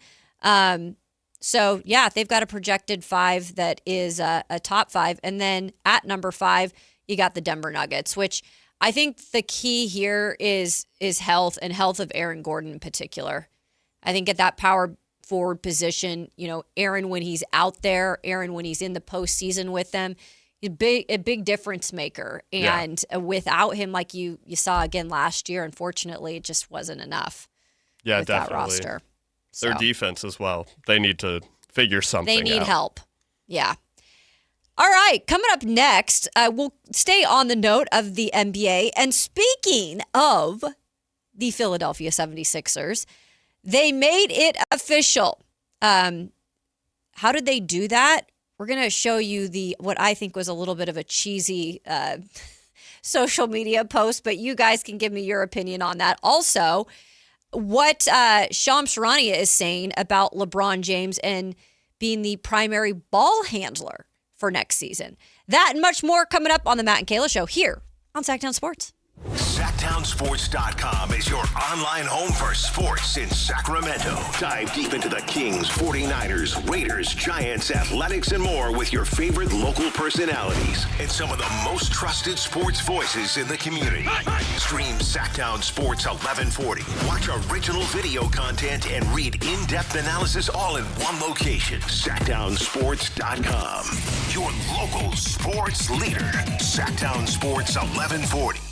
We wouldn't be celebrating America 250 if it wasn't for a strong foundation set by the framers. Hamilton built America's financial foundation on sound money, later embodied by the gold standard. But we abandoned that discipline in 1971 and have seen inflation erode the dollar's value. What's the foundation of your savings? Is it gold or something that can be devalued? Hi, it's Dr. Ron Paul, and I encourage you to speak with my friends at Birch Gold Group about diversifying an existing IRA or 401k into a tax-sheltered IRA in gold. Learn more by requesting a free info kit on gold IRAs. Just text the word SECURE to the number 989898. Let Birch Gold help you build your foundation with gold. Text the word SECURE to the number 989898. Text SECURE to 989898. Golf to Go is brought to you by the Hagen Oaks Golf Super Shop. Here's Frank LaRosa. Any golfer would be thrilled to listen to Jack Nicklaus talk, and I had to tap the enthusiasm brakes a bit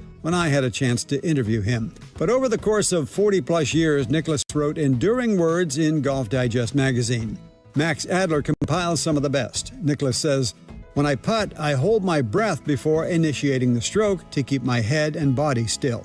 About putting, he said, "I visualize the putter shaft as being extremely limber, almost as flexible as a length of rope, which means the only way I can get the club head to swing truly is to stroke putts very softly." He said, "The harder I want to hit a shot, the slower I try to begin the swing."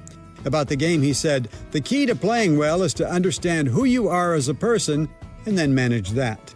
I'm finding now more than ever that the game of a lifetime can give you the time of your life without ever striking a shot." Sounds pretty much like life itself.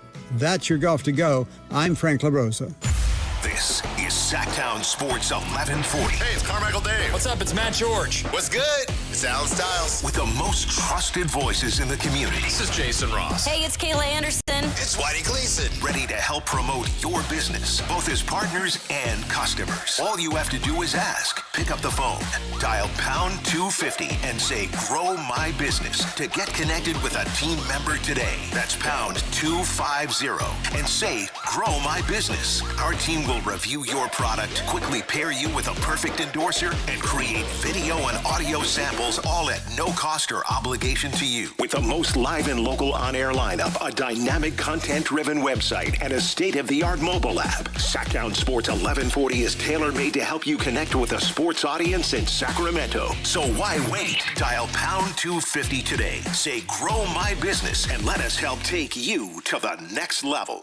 Card collectors know there's nothing as special as a rare one-of-one card. And now you can hear a very rare one-of-a-kind sports card show right here on Sactown Sports. Whitey Gleason here inviting you to join me and Mr. True Sports Cards himself, Imran Pilati, for the True Sports Card Show every Saturday morning at 10 on Sactown Sports. It's the only sports card radio show in the nation. For all your hobby needs, get to True Sports Cards, 6661 Stanford Ranch Road in Rockland. And for hobby, insight, and fun, join us for the True Sports Card Show Saturday mornings at 10 on Sactown Sports. Is the volatility of the stock market driving you crazy? Is your retirement account sinking, yet you're getting older and you're starting to worry about, will I have enough for retirement? What about the money in the bank? These banks pay nothing these days. How do we get growth to get to retirement account? It's simple.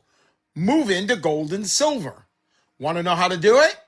Listen to my show, Striking Gold, with me, Kenny Michaels. Want the best movie experience in town? Join Sactown Sports IMAX Pass by visiting SactownSports.com. Sign up today. You can win tickets to see this week's films at the Esquire IMAX Theater.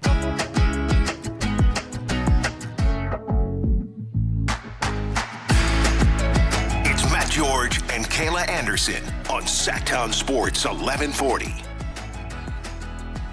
The Matt and Kayla. This is what happens when you talk for 4 hours straight. My mouth is already dry. I'm drinking like water, anything I can to help this, me yapping for 4 hours straight. Believe it or not, I don't like to talk that much. Anyway, welcome back into the Matt and Kayla Show. Kayla here today with our producer, Anthony. Matt George is on the mend. Hopefully going to be back tomorrow, especially because I want to go down to Santa Clara. I want to cover some training camp. Never been down there. Looking forward to it. Should be fun. We'll get to more Niners talk at the 1 o'clock hour. Our good friend from ABC 10, Kevin John, he will join the show because he is at training camp. So he has a good perspective of what's going on down there, and they are actually on the field as we speak. Keep talking about some basketball here, though, specifically the NBA. And this came down just now from Shams Charania.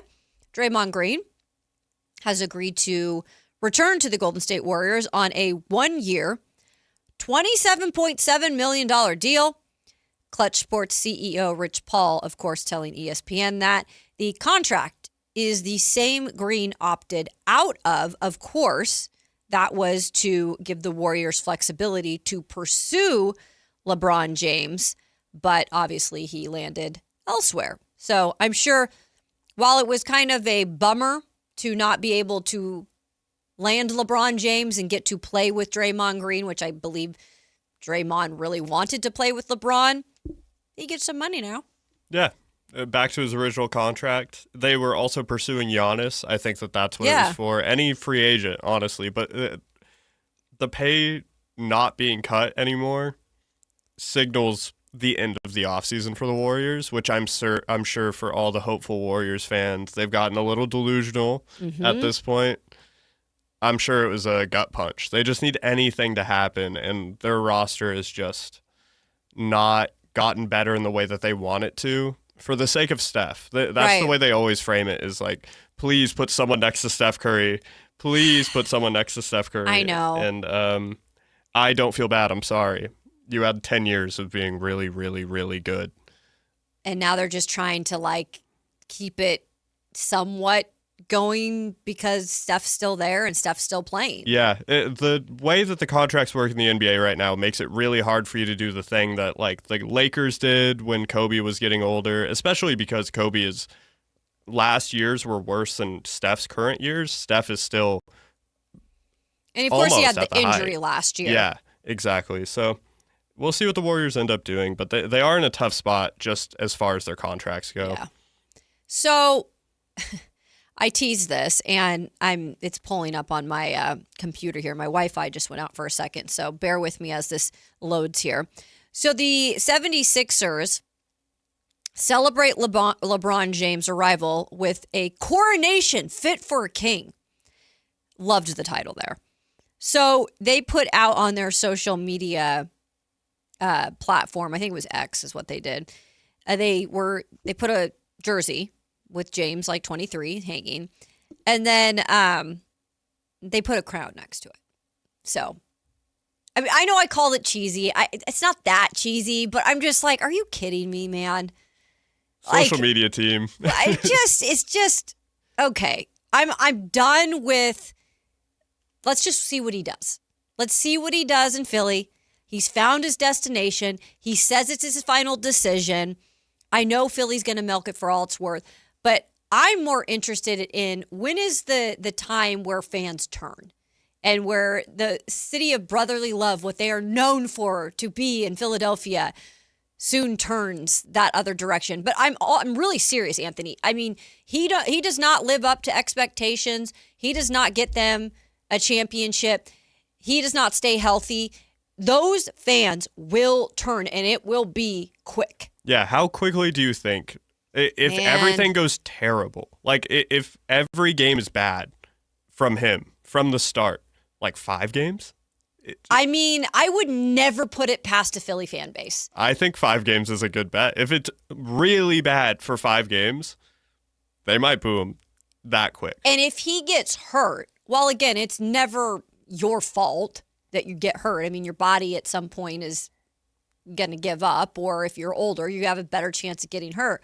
But if he is hurt for a stretch of time and he's not able to, because that can also affect where you start to fall in the East. Because again, the East is much improved than what it was last year as a whole. I know the Knicks came out victorious in terms of a championship from the East, representing the East, but it's better this year. Yeah, it is a lot better this year.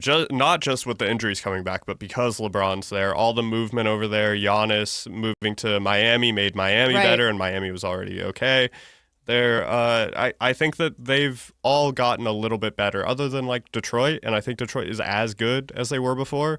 So the East is definitely going to be weird, and I think that an injury, while like LeBron has had his injury issues in the past couple years just because he's a little bit older. What was it last year he was dealing with? I think he had like sciatica at one point, right? Which honestly, that comes to all of us once we hit a certain age. Exactly. My mom now she's older than LeBron. She just had to have a freaking surgery because her sciatica was so bad. At some point, you can't control that sciatica, man. I heard it's just awful. So do you think that even if it's just an injury issue, do you think that they would turn on LeBron immediately? Like they would boo that? I guess they kind of did that with Ben Simmons, but Ben Simmons started with the bad play and like the lack of confidence. Then they got injured and they're just like, we hate you. They will love you until they have one little reason to not. Now, they can, if he's back healthy and helps them lead, the 76ers to a championship or maybe a deep run in the playoffs. Maybe they're back on his side, like they're fickle like that. But it is something that I think to start the season, you want a healthy LeBron James, and you can't be slow out of the gate. Yeah. If you want this city of brotherly love to be just that. If he starts off well, then gets hurt, I think he'll have grace. But if he starts off poorly and then gets hurt, it'll be, they'll hate him. They already hate him. That's the interesting part. Which the cynical part of me, or the little, I get a little bit feisty. Like, that part of me wants to see drama, and that part of me kind of wants to see a little bit of the fans, like, getting mad at some point for some reason. 100%. And it always comes to them. Philadelphia fans always have something to be mad about. Right. At some point. I think it's energy they put out there eventually comes back to them. And I think that LeBron probably will have a hand in that.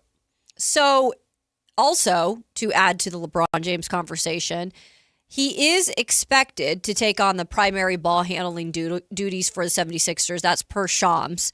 Of course, James played point guard during that 2019-20 season and led the league in a 10.2 assists per game, which was balling. It's big time. Yeah, he's always kind of been a point guard in most of the places he's been. I think it's interesting to go out and say that he's going to be the primary ball handler. I did too, and it was like, oh, Shams is reporting that from the get? Okay. Yeah. Because, I think Maxey has proven himself to be a very capable playmaker. And I think he's really talented. Yeah. So we'll see how it goes. Okay. I think they probably have something cooking. I don't know. I like Nick Nurse. Nick Nurse is still their coach, I do too. right? Yeah. I liked him a lot when he was in Toronto. So I'm interested to see how this goes. He was very creative with his schemes when he had a team to deal with. They got a lot of pressure on them. Philly, you always seem to find a way to invite in the pressure.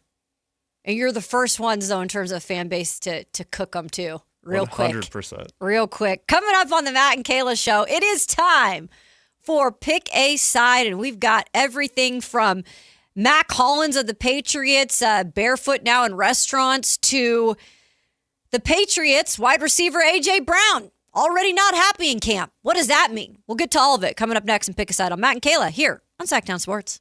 Sactownsports.com is your online home for sports in Sacramento. Dive deep into the Kings, 49ers, Raiders, Giants, Athletics, and more with your favorite local personalities and some of the most trusted sports voices in the community. Stream Sactown Sports 1140. Watch original video content and read in-depth analysis all in one location. Sactownsports.com. Your local sports leader. Sactown Sports 1140. Everyone loves to be outside, and so do mosquitoes.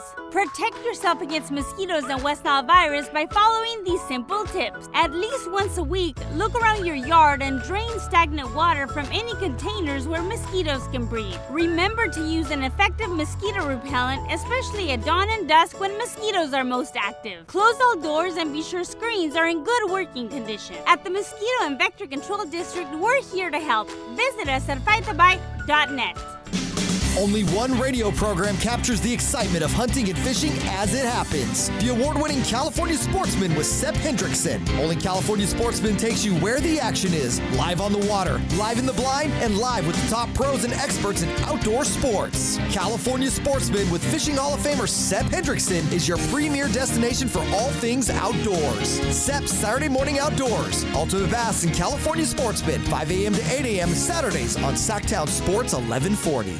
Here's the deal. The government is over $38 trillion in debt, which means the IRS isn't slowing down. And the tax code is complex and unforgiving. So it's not surprising if you're one of the millions of Americans that owe back taxes to the IRS. Unfortunately, they're the world's most powerful collection agency, with the ability to garnish your wages, seize your bank accounts, and even take your home or business. But don't be stressed or worried any longer. We're Optima Tax Relief, America's most trusted tax resolution firm. We have resolved over $3 billion in tax debt for our clients. Our award-winning professionals deal with the IRS every single day, protecting our clients and preparing them for the best possible resolution. For tax help you need, for tax help you can trust, give Optima a call today. Call 800-375-2322. 800-375-2322. 800-375-2322. Optima Tax Relief.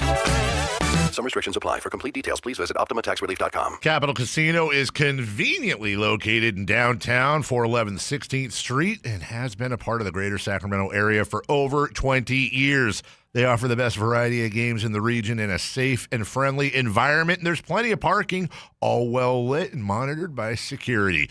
Come have a great meal at the cafe and restaurant inside. Capital Casino has the best food, the best service, and the best action. But please always remember to gamble responsibly. 1-800-GAMBLER. Cheap, cheap. That's the sound of savings happening right now at Elk Grove Honda. You remember, right? Elk Grove Hondas are still cheap, cheap. And right now you'll find a good deal more on new Honda gas and hybrid Accords, Civics, CRVs, and more fuel-efficient Elk Grove Hondas. Every sale is done right here, under the flag in the Elk Grove Auto Mall. Come see why generations of families return again and again to Elk Grove Honda in the Elk Grove Auto Mall, because Elk Grove Hondas are cheap, cheap.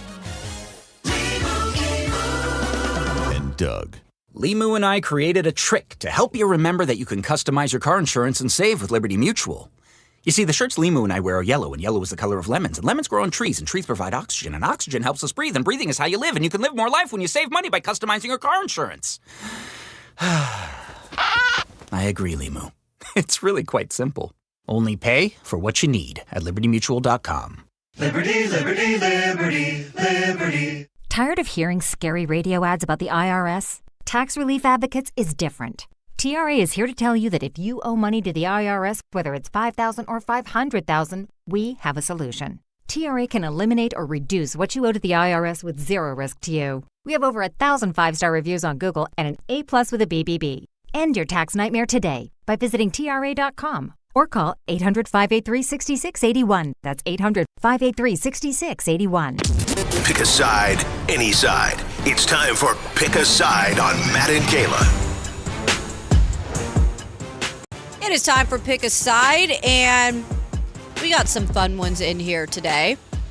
So, Anthony, let's start with what?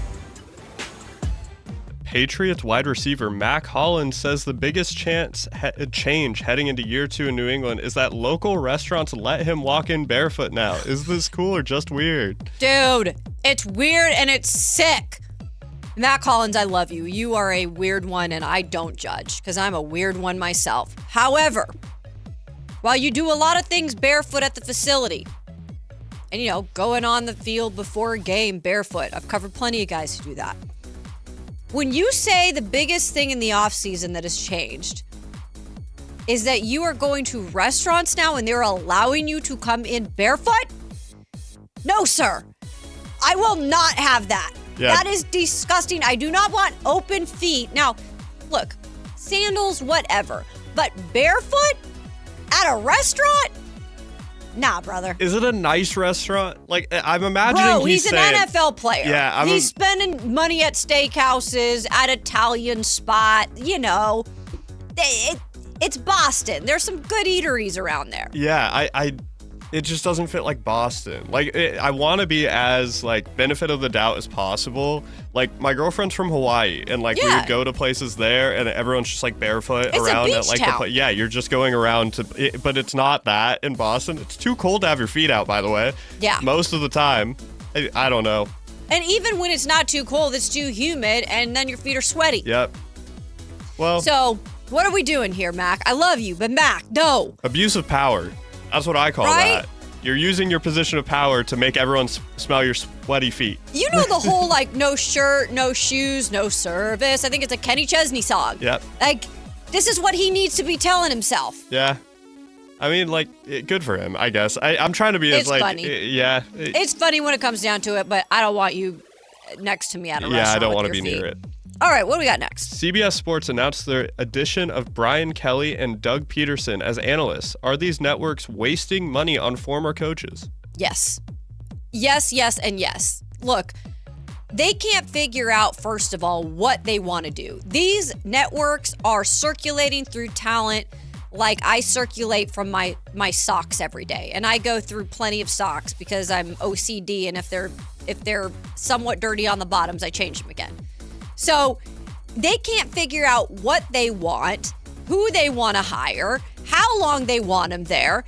And the whole point of bringing in an audience is to keep them there.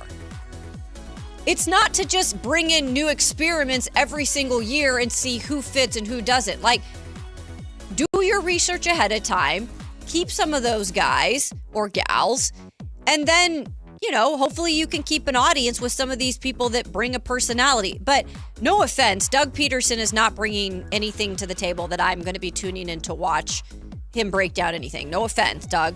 And Brian Kelly, I just have my preconceived opinions about him from his time down in Baton Rouge and my family. When he did his whole presser at LSU, he's like the most not Southern person ever. And that was the way he introduced himself, and he was dead serious. Like, get out of here, Brian Kelly. I've never liked him. Yes, they're wasting money on it. They could find people that weren't coaches that were better. Yeah, I mean, I'd like to know what the interview process is like.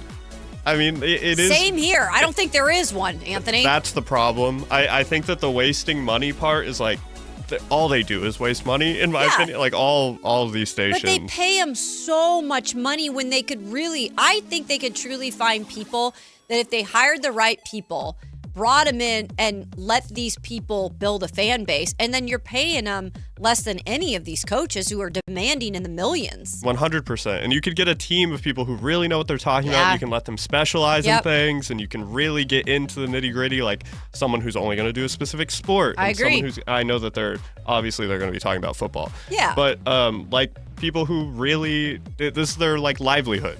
They've been doing it for a while at different levels. I agree with you there. I think it's lazy. I don't think they need to always find former coaches, former players. It's become an unwanted fad, in my opinion. I'm okay with, like, some of these guys, like Greg Olsen. Love him. Yeah. I think he does a phenomenal job. Should be on the A team. That's fine. But he's a player that wasn't like some. I mean, he was a big time player in Seattle, especially. But like, he wasn't a Travis Kelce personality per se. But he's really good on air, and he's really smart, and he's entertaining. So I think if you do have that package as a former coach or player, then fine. Okay, cool. But a lot of these guys are just hired because of their name. Yeah, 100%. And I do like hearing what former players and former coaches, like, they have a different perspective, and it's all important. It's just when you get the balance wrong and you're hiring people just because of a name, that's when it becomes a waste of money. For sure. Like, there are people who are worth the money. Yeah. I like hearing what Richard Sherman has to say. Oh, me too. And he's entertaining. Exactly. All right, what's up next? Dan Patrick calls out ESPN for not reporting on Kyle Shanahan's car accident until 11 days after the crash, saying this isn't journalism. Do you think ESPN was holding the story? ESPN is an interesting place right now. Clearly, they bought the NFL Network. There is some sort of interesting things in terms of how much did they truly know? How much did they know about the whole Diana Russini, Mike Vrabel situation? That's something they've barely talked about at ESPN, yet they are supposed to be built on journalism. Like, Dan Patrick worked at ESPN for a long time when they broke stories and when they did a lot of journalism, which, by the way, we'll be getting to some journalism that ESPN does do in their 30 for 30 podcast. And we have that coming up later in the show on Shohei Ohtani and a huge podcast that has come out about that gambling scandal. So there is journalism happening there, but it's like they can pick and choose. I do believe something was a little bit weird with why it was not reported till 11 days after from any outlet. I do believe that's weird because it's public record.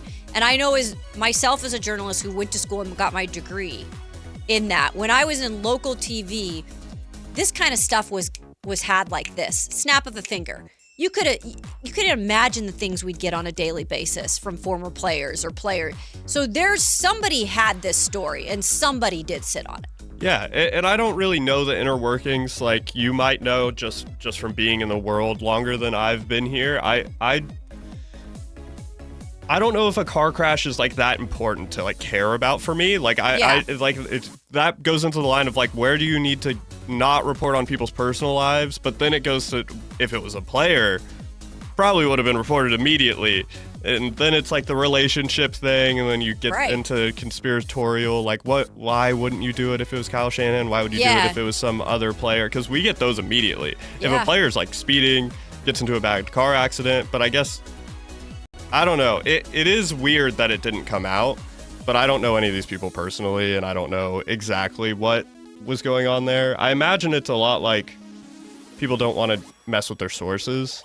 Probably a thing. It is getting interesting in terms of like people don't want to do anything like you said. Like Adam Schefter, I'm sure he has a plethora of sources, but if a source is coming to him and giving him this information, because Adam Schefter would be the first to know this, I would think that Adam would report it right away. Yeah. But maybe the source just never came to him till obviously right after the whole thing came out, and then they verified that that did happen. And it is a weird situation, and I get why people are like wondering, well, what really did happen? Is there more to the story? I don't think there's that much more to the story. We updated you guys at the start of the show.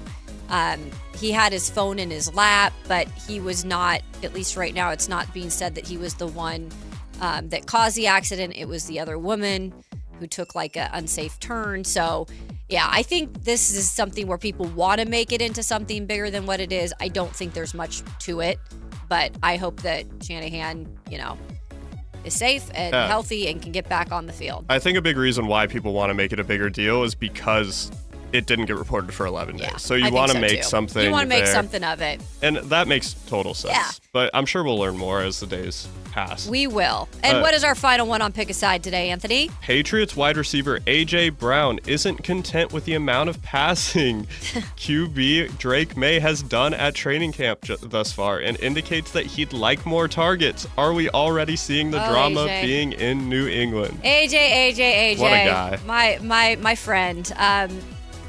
Look, there was drama in Philly. There's still drama in Philly when it comes to the Eagles.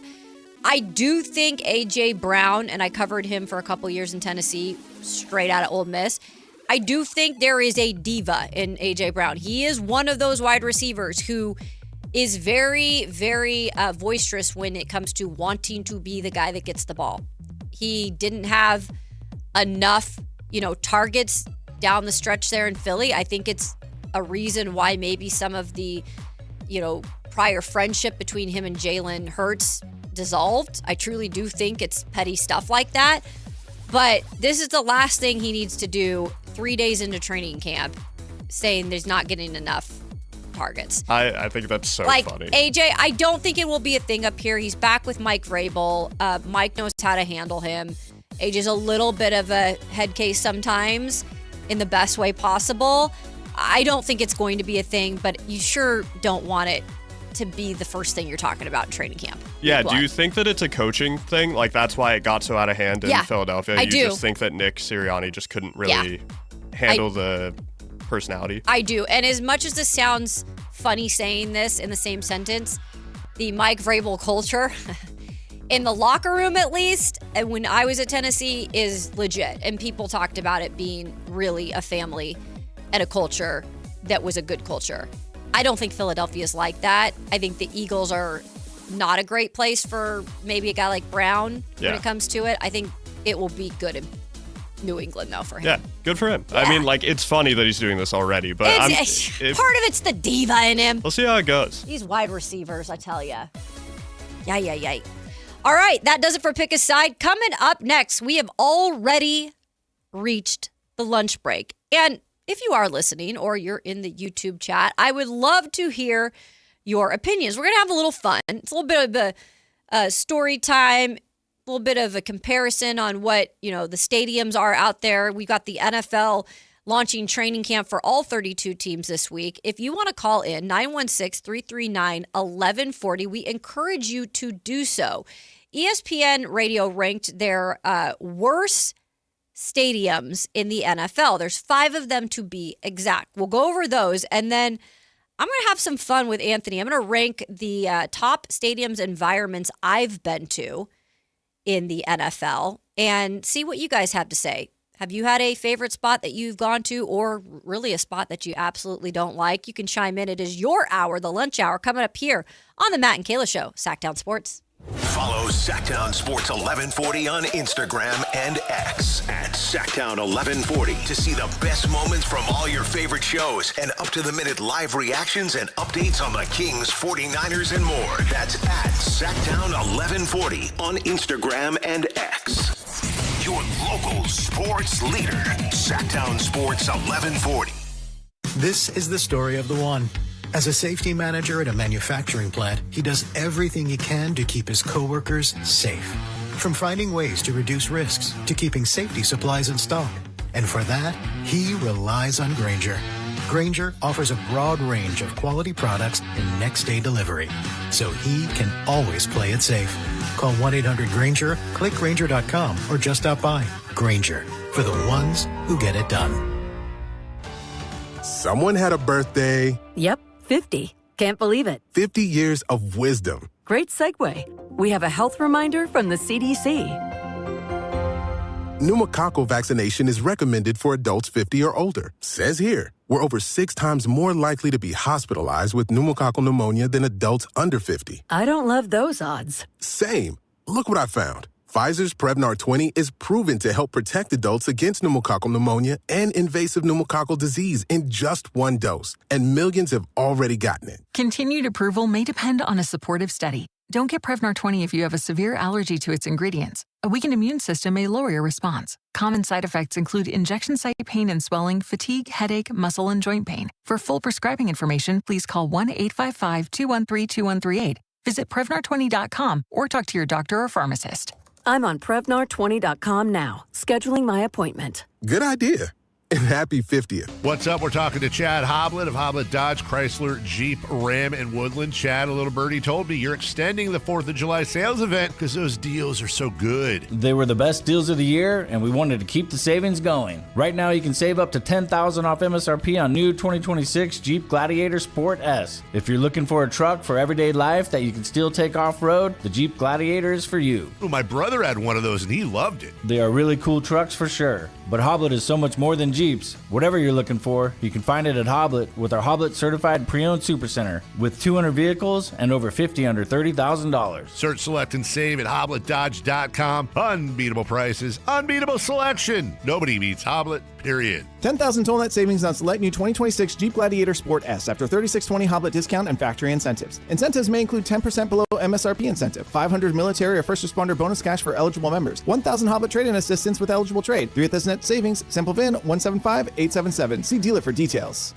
This is Sactown Sports 1140. Hey, it's Carmichael Dave. What's up? It's Matt George. What's good? It's Alan Stiles. With the most trusted voices in the community. This is Jason Ross. Hey, it's Kayla Anderson. It's Whitey Gleason. Ready to help promote your business, both as partners and customers. All you have to do is ask. Pick up the phone, dial pound 250 and say, grow my business to get connected with a team member today. That's pound 250 and say, grow my business. Our team will review your product, quickly pair you with a perfect endorser, and create video and audio samples all at no cost or obligation to you. With the most live and local on-air lineup, a dynamic content-driven website, and a state-of-the-art mobile app, Sactown Sports 1140 is tailor-made to help you connect with a sports audience in Sacramento. So why wait? Dial pound 250 today. Say, grow my business, and let us help take you to the next level. KHD 1 Sacramento, KYMX KYMX HD3 Sacramento. Sactown Sports 1140, your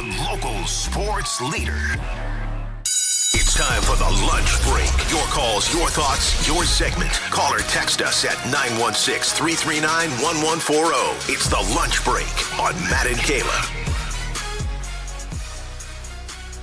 It is that time, the noon hour. Maybe you're taking a little break for lunch and you want to call in. You can definitely do that. We're going to have a little fun in this segment. Talk about some of the best and worst stadiums in the NFL. Maybe you're planning on taking some trips this year and want some advice on where to go. 916-339-1140 is our number. And again, feel free to chime in the YouTube chat if you have never been in there. It's a fun place and you can chat along with us. Also watch us and make sure to subscribe and give us a like while you are at it. We truly do appreciate it. Of course, Kayla Anderson in today. Riding solo with my guy, Anthony, who is making the show happen behind the scenes. Matt George lost his voice, so he was golfing yesterday. And I promised I would give you guys an update on how the golf went. I wanted to have the whole crosstalk with him and Alan going back and forth, but unfortunately, none of that can happen because he has lost his voice. I think that it's because he played poorly. And it might be. So we do, speaking of investigative journalism, we need to get down to the bottom of that, Anthony. Yeah, I think he called out and he's hoping that we forget it by tomorrow. And I think that we won't. We just won't forget it. Well, and I'm supposed to be going down to Santa Clara tomorrow to be checking out a little bit of training camp. So I wouldn't even have been here to pick at him and be like, how did your golf game go? It's all part of the plan. Man, I'll tell you, what a scheme. In all fun, though, we're having a good time today. We appreciate you guys tuning in. And this is going to be a fun little segment here. So I was scrolling through my social media last night, and it is that time of year where we're getting a little bit more football happening because all training camps will start up this week. All 32. Some of them have started up. Some of them started up today, and some will start up tomorrow. So ESPN Radio, Randy Scott specifically, who is also a SportsCenter anchor, he ranked the top 5 stadiums that he has been to and that he thinks are the worst. So coming at number 5, I should say, is Soldier Field in Chicago. Now, Anthony, I don't know if you're up to date on all of this, but there is stadium drama in Chicago right now because they are moving the stadium, and it looks like they are moving it to technically Indiana. It's like on the corner of Illinois and Indiana. Yeah. So that's where they can get the cheapest land. People don't love it because they're like, it's not really Illinois. It's not really like the Chicago, brand. It will be technically Indiana. That's not really a big deal. But as for Soldier Field right now, it is obviously very, very, very old, very outdated, one of the smaller venues in the NFL. But what I will say is I've been in downtown Chicago. I've been in Chicago in general, and I've driven by, Soldier Field. And it is cool that it's like right off the interstate, and it's like, boom, right there. And it is kind of a sight.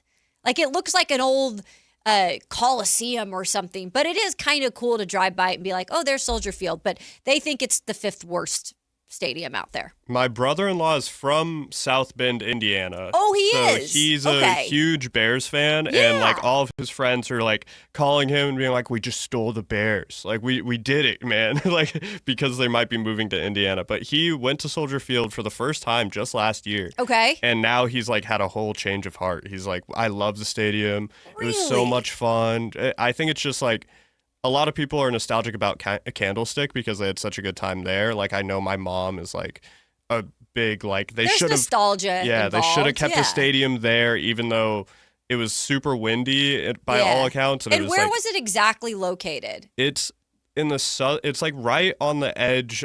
It's in the bay, like it's right on the water basically. Got it. But it was south. Like right on the edge of like South San Francisco and San Francisco proper. Yeah.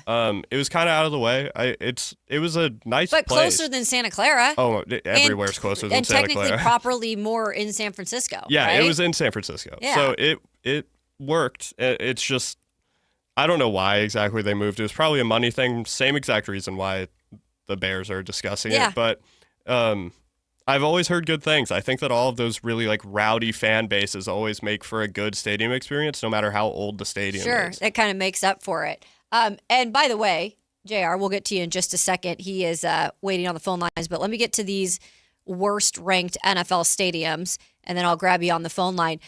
Speaking of, well, Levi Stadium is their fourth worst stadium, which I find a little surprising. It's a newer stadium. However, their reasons for it is, this is kind of laughable, but also I understand it. Who builds it next to a substation? And that has had plenty of controversy. Whether you think it's real or not, it's something that people think about.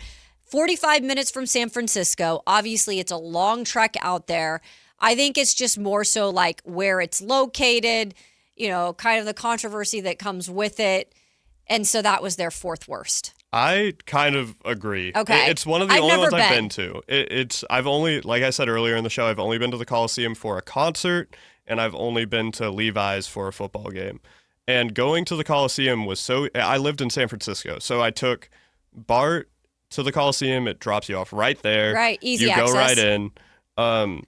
And Levi's was a little bit more difficult to get there. You had to take like Caltrain, and then as far as public transit options, it's just not easy to get from the city that is named after the team or the name of the team to the game, and that's just not great to me. And then parking is so expensive around there. Parking is expensive. To get down there is a trek. Like, I get it. Yeah. It's like by the time you get in the stadium, you're kind of just exhausted, and you're like, oh, okay, I guess I'll kind of enjoy what this is. So, yeah, I get it. I agree with those points. Number 3 on their list of worst stadiums per ESPN, Randy Scott specifically helping putting this together, MetLife Stadium. I guess this took $1.6 billion to build. However, I have not been to MetLife. This is one of the stadiums I've not been to. I guess it's still not like a lot to really love about it, with the cost being that much, and it's just like it's kind of out of date. It's a bad area in terms of around it. There's not a lot going on. It's always nice to go have a beer or go have a bite to eat or go out after and have something, a drink with your friends after a game. And it's hard to do in some of these areas that have nothing around it. So this was part of the reason. Oh, by the way, they're known for the awful turf. So this is one of the reasons why they ranked it third. Yeah, I've never been there, but I trust the players. Yeah. If they say it's bad and they don't like it, and then there's obviously the injury bug that comes with playing there, I believe them. It's probably bad. And I'm sure the fans can be fun, though. I mean, Jets fans are kind of crazy. Giants when they're good. I'm sure the atmosphere can be fun, but that's also when they're good. And the cost probably came at a premium because it's two New York teams. Yeah. And it's New Jersey, and they probably had a horrible negotiation that took place a while ago that we don't know about. So I believe them. All right, number 2. I know firsthand what this is like.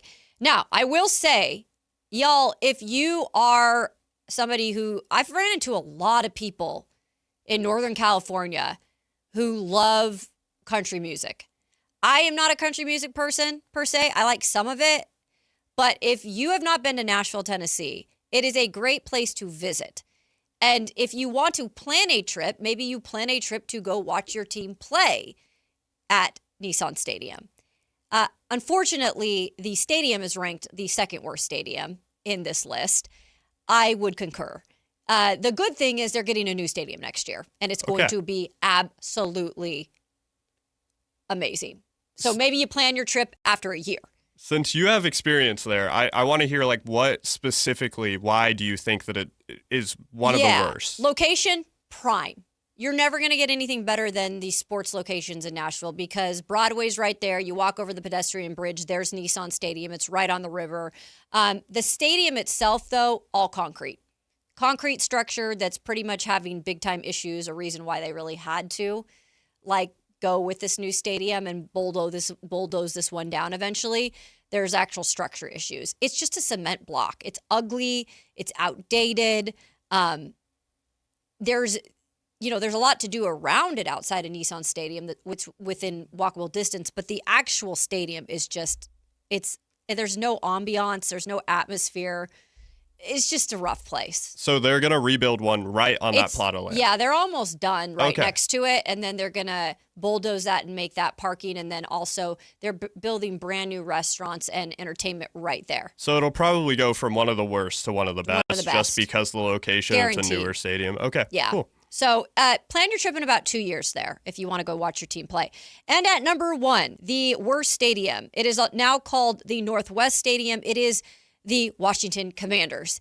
And their reasoning is, well, first of all, they have served expired beer in the past, so that's great. It is very, very old, very disgusting.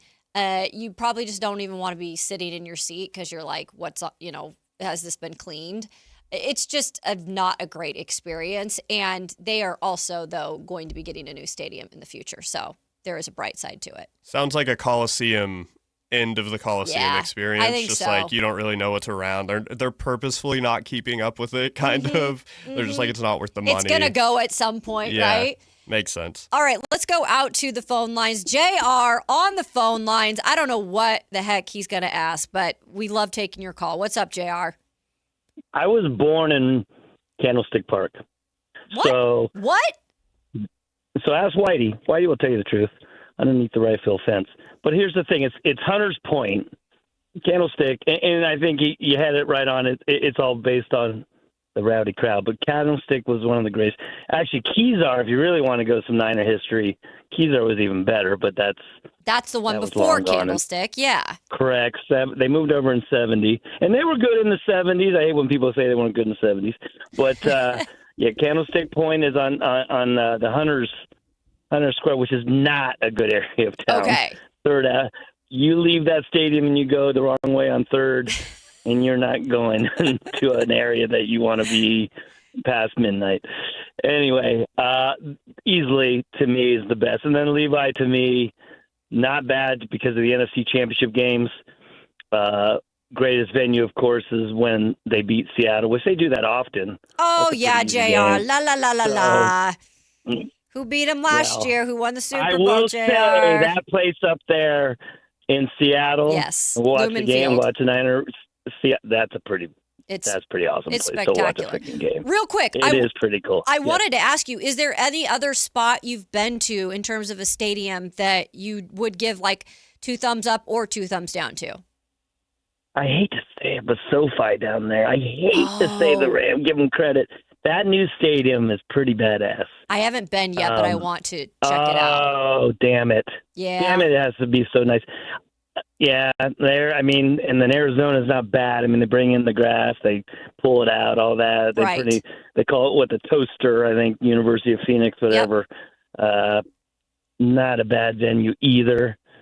But, I mean, that's it for West Coast. Me and my boys really want to go to Mexico City. That'd be cool. Vikings Niner game. That is definitely one I would love to get to in Mexico City. I'd love to see a soccer game there, though. Yeah. I mean, that's what you want to see if you go to Mexico City. For sure. Yeah, ask Whitey about me being born in Candlestick I will. Park. That's crazy. Okay. Thanks, JR. Thanks for See ya. calling in. Bye-bye. Oh my gosh. Okay, that's the first thing on Crosstalk. Remind me, Anthony, I got to ask about JR being born in Candlestick. I'm like, wait, you're really serious about this, JR? Or what's the... Kind of believe it. What's the catch? I think it's probably truth to it. So we were ranking the fifth worst stadiums. That was according to ESPN. I want to actually share, though, my rankings of stadiums that I've been to. And you can ask me anything you want, Anthony. And maybe you're planning a trip to go to check out some stadiums. I know for me personally, I loved checking out MLB stadiums. That's a thing I've done so many times. And I know a lot of people have things on their list they do want to go check out as many stadiums as they can in the NBA or the NFL or the MLB. So maybe you want to check out one of these stadiums. Hopefully I can help guide you in the right direction. Yeah, for sure. All right. So starting at the bottom for me, and these again are just the ones I've been to. So this isn't every single stadium. I'm going to have to put the New England Patriots at the bottom of my list, Gillette Stadium. Okay. The reason why, and part of this is experience, guys, because when I covered the playoff game that I went to between the Titans and the Patriots, it was the cold part of the year. It was a very cold part of the year. And it is far from Boston. It is 45 minutes from Boston in Foxborough, Massachusetts. So you drive for a bit and you drive out in the middle of nowhere and all of a sudden this big stadium pops up and there are like a few retail stores around it and maybe a couple restaurants, but there's not much. And this stadium sits out where the wind just whips through it. And it was really, really cold. And there is like, you can wear layers and you're still going to be freezing. And there was just something about the atmosphere that it just wasn't there for me. And this was still, again, Tom Brady was playing there. It would get loud at points, but there was something missing. There just is something missing about that stadium. It's just not very charming. And I like a lot of charm to a stadium. The only thing I can tell you that was really good, though, damn, that clam chowder in the media room, that was worth it. Specifically in the media room. Yeah, baby. That clam chowder, in terms of they feed the media there, and you can buy it if you're, I'm sure, going to the game just to watch it.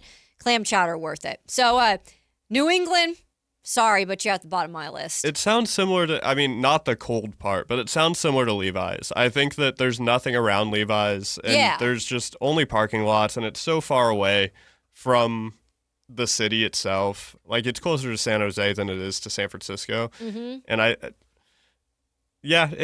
I understand the reasoning. If you went to a game that like was freezing cold, even though I actually think that I've never done it before, but I think that those games, I feel like I'd be more into it. If it was cold? Yeah. I don't know. It's like a bucket list of mine to like go to like a Buffalo game in the snow. Oh, dude, Buffalo. I haven't been to Buffalo, I wish I could have experienced that. Yeah. But if you're going to go to a cold weather city to experience a game, Buffalo, 120%. By the way, those people are so nice. Yeah. And you can just go out and tailgate with them. They'll cook you up a whole meal.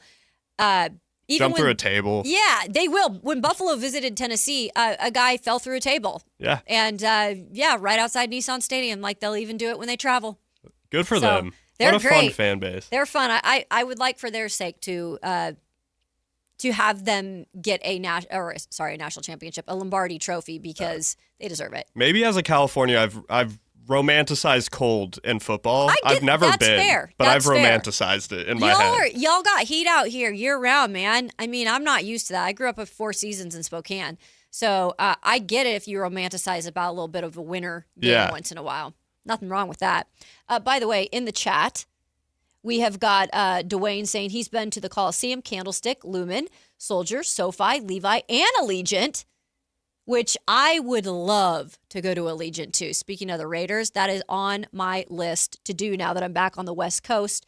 Let's see, Kayla body slam a table. Not saying that I wouldn't do it with a couple of cold ones in me. Not saying I wouldn't do it. Yeah, number of hot toddy or so. Yeah. Yeah, I'm going through a table, man. How many persuasive beverages would it take to go through a table? Not much. First of all, it doesn't take much for me. I'm a little bit of a stick.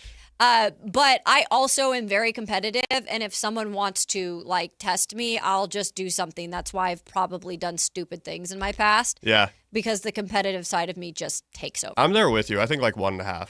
Yeah, right? Yeah. I'm like, okay, let's do it. Yeah, just a little bit. Got to get started, and then you just go. I can survive without any broken bones.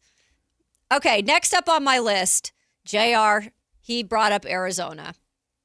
Look, Arizona, the Cardinals, is 30 minutes plus outside of Phoenix, where Phoenix, you've got Scottsdale and all the good restaurants and all that. Now, they used to have the hockey team out there.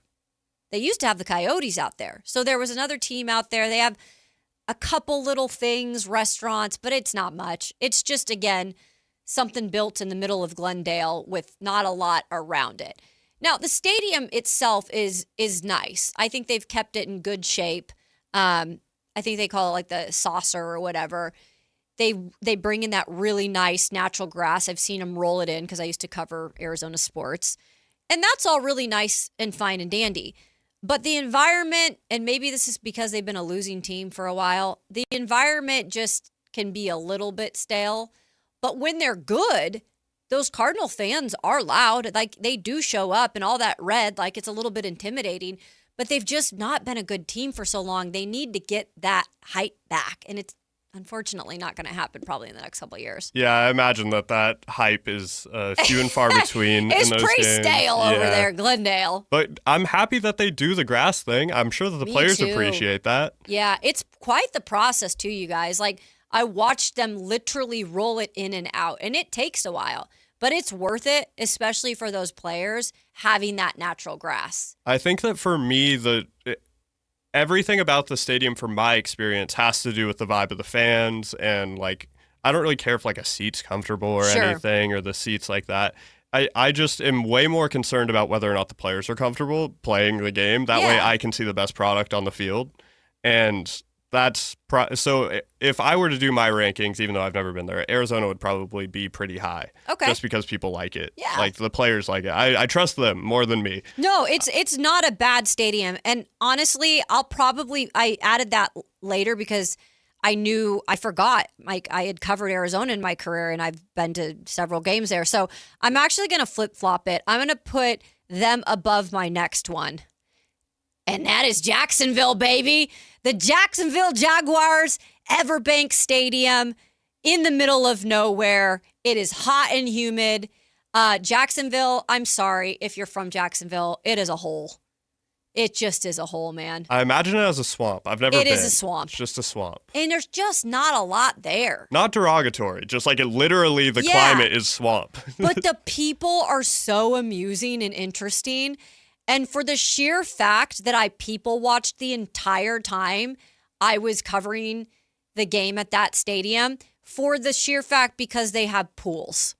They have pools in Everbank Stadium. Yes, that's right, folks. If you've never seen it on the broadcast, there are pools that people can sit in during the game, and it is the most entertaining thing ever. That's crazy. So that, within its own right, just because of the entertainment value, although there is not really like a presence in terms of that stadium and what they're going for there, except for the pools, it is the great place to people watch. They should do that when I mean, like, sore subject, but when the A's move to Vegas, they should put pools in that stadium. I think that'd be fun. It's so bizarre, but I'm telling you, dude, it's crazy. They are redoing the stadium, and I think they're taking out the pools from what I can remember. Probably they're a lot of not money. tearing it down, but yeah, they're going to redo the whole stadium. So we'll see if the pools last. I don't think they're going to, though. After that, I put Carolina, Bank of America Stadium. Look, nothing against Carolina, and Charlotte's a pretty city. It's also a little bit outside of Charlotte, not too far, but there's not a lot around it.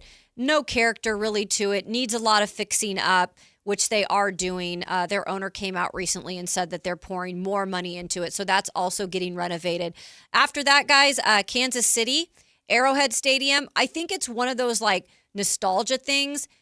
It's cool to like be in Arrowhead, and it's one of the loudest stadiums behind Seattle. And being there in a playoff game, it was really cool. I cannot tell you, though, how old this thing is, you guys. The the lower part of the stadium where, you know, all the locker rooms are and where you do interviews, the bowels is what they call it. You think you were living in the 1920s. It's so outdated. So not only that, but it's in the middle of nowhere. There's nothing around it. So obviously they've announced they're building a new stadium. They haven't put out the location yet. But I put it up there just because the environment is really good. And that has to do with the team being good. The team being good, yeah. And it is a loud place, like decibels through the roof there for sure. As we wrap up here, my list of stadiums and where they rank. Indianapolis, Lucas Oil Stadium. I really like it. It's one of those domes that who is the owner that just passed? I'm having a mind blank here. Their owner just passed, and he would always come out and be like, hey, we will open, the roof today. We will not open the roof. It was a thing that he always did, and I'll get the name in a second. But it's a really cool stadium for the fact that, Jim Irsay, who just unfortunately passed away recently, but Jim was always known for, doing the opening and the closing of the roof, and people would wait for that every game day. It's a cool stadium. I like it. Lots of good food. It's right downtown Indianapolis, so you can just walk there. There's lots going on around there. I really thought it was a cool place, Lucas Oil Stadium in Indianapolis. Huntington Bake in Cleveland, and why I put it there is I went in the nice part of the year in September, and it's right on the water, and it was a beautiful day, and the fans are freaking crazy. The dog pound. I like Cleveland's a cool city. The people are nice. Now, it wouldn't probably land there in the winter for me, but it's a good day. It's surprisingly a pretty cool stadium. And then that's followed by Denver and Power Field at Mile High. Just fresh air, great scenery, great fans. Denver's beautiful. Really cool stadium that gets pretty loud too. And then, of course, sorry guys, I got to put Lumen at the top, man. Downtown Seattle got restaurants, got breweries, the stadium for baseball's right there. It's louder than heck. It's the loudest stadium in the NFL, and I got to put it at the top. The location was really cool. When I visited Seattle. You visited, right? I was on the bus going to, I stayed in West Seattle, so on the bus I passed by it every time I went downtown, and it's cool that it's right there. I mean, it is a good spot. It's been a minute since I've been there, but hopefully now I'm back on the West Coast, I can get there. Hey, by the way, Diamondbacks, in terms of MLB stadiums, yes, the Diamondbacks also have a pool in their stadium. Spent a lot of time there, too, when I was in Arizona. And that is also a very interesting watch. So let's get a pool in every stadium. Let's get a pool in every stadium. How about it? Even in Buffalo. Why not? Make it an ice pool. All right, that tops off the list. Again, love your input and people chiming in on stadiums they've been to. Glad that we got to do that little fun drill. Thought it'd be fun for a lunch break. And thanks for JR calling in. I will ask Whitey about you being born in Candlestick. Coming up next on the Matt and Kayla Show, we talked about Bleacher Report earlier. They've got another list coming out. It's the season of lists. NBA team's best signing ever. Can you guess who they list as the Sacramento Kings' best signing ever? That and much more coming up next on the Matt and Kayla Show, Sactown Sports. Like and subscribe to the Sactown Sports 1140 YouTube channel at Sactown Sports 1140 to get the Carmichael Dave Show with Jason Ross, Matt and Kayla, and the Drive Guys with Kevin Gleason and Alan Stiles on demand and at your fingertips. Get your fix of the Sacramento Kings, 49ers, Giants, Athletics, NFL, NBA, and the latest in sports and entertainment all in one place at Sactown Sports 1140 on YouTube. Your local sports leader, Sactown Sports 1140. Sacramento weather is brought to you by Bonnie. I'm Tamara Berg, and the KCRA 3 weather said for your Tuesday, spotlighting plenty of sunshine. Temperatures will feel a little bit warmer for the afternoon. We're going a little bit above normal. Expect daytime highs to peak in the mid-90s. We'll drop it back to the low 60s overnight tonight as that Delta breeze is going to be cool and refreshing. Get the latest forecast on the KCRA 3 News and the KCRA 3 app. Oh, the Sacramento heat. Right now, get your AC professionally tuned up for as low as just $59 and enjoy your summer nice and cool. Plumbing, electrical, heating, and air, Bonnie.com. Summer restrictions apply. License 696-355. This is a special alert to all Americans who own a vehicle with less than 200,000 miles with an auto warranty about to expire or with no warranty coverage at all. Due to a decline in the economy, CarShield is announcing a low-cost month-to-month vehicle protection plan that is now available to the public to save any driver out-of-pocket expenses on future auto repairs. Call now to find out how you can pay almost nothing for covered auto repairs. Yes, you heard that correctly. Pay almost nothing for covered auto repairs. An open phone line has been established for all drivers to call for a free quick quote. Call 800-934-1870 now. Drivers who are covered will not have to pay for covered repairs again. This protection plan is at an all-time low. Additionally, drivers who activate this vehicle protection today will also receive free roadside assistance, free towing, and car rental options at no additional cost. Call us for your free quick quote today. 800-934-1870. That's 800-934-1870. What do you have to lose? Call 800-934-1870. Again, 800-934-1870. With 25 award-winning years in Northern California, Ashton & Price is your local injury law firm. Pro attorney tip, if a firm presents it's local but they're in L.A., red flag. If your first consultation is not with a lawyer, big red flag. At Ashton & Price, your first consult is with a local attorney, and if serious injury prevents travel, a lawyer will come to you. Still not enough? George Washington's my uncle. At Ashton & Price, no red flags, just red, white, and blue.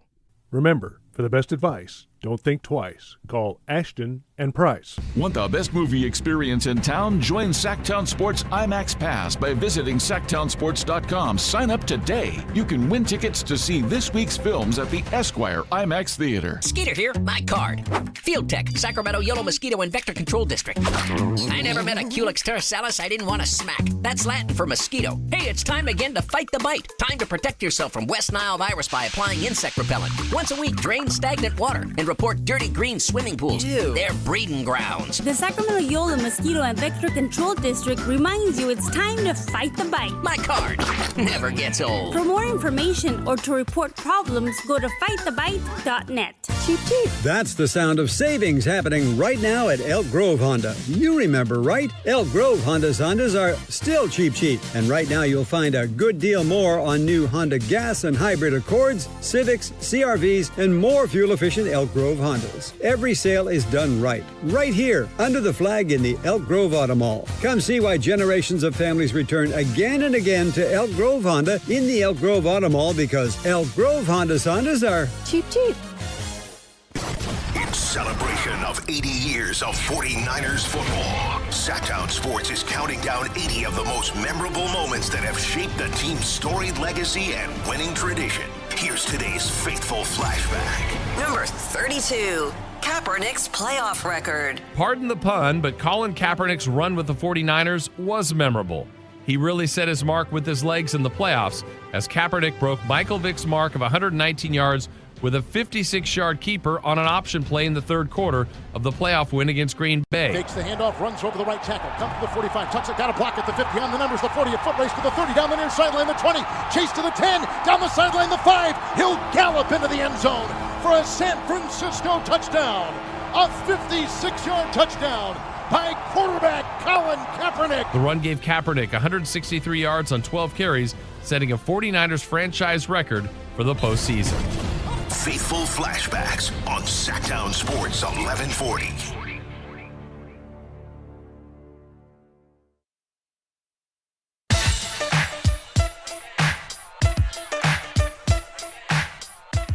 a.m. to 2 p.m. Matt and Kayla on Sactown Sports 1140. Welcome back into the Matt and Kayla Show. Had a fun conversation, there we go, to start off the noon hour. Loved all the participation in the YouTube chat and on the phone lines. So we're moving back to some hoops talk, and it is the time for lists, especially when it comes to the NBA, because it's a little bit of a downtime, right? We're waiting for everything to start up again. It's going to be a few months.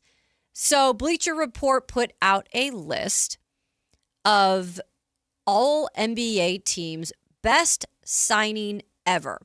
Now, you know the answer to this, Anthony.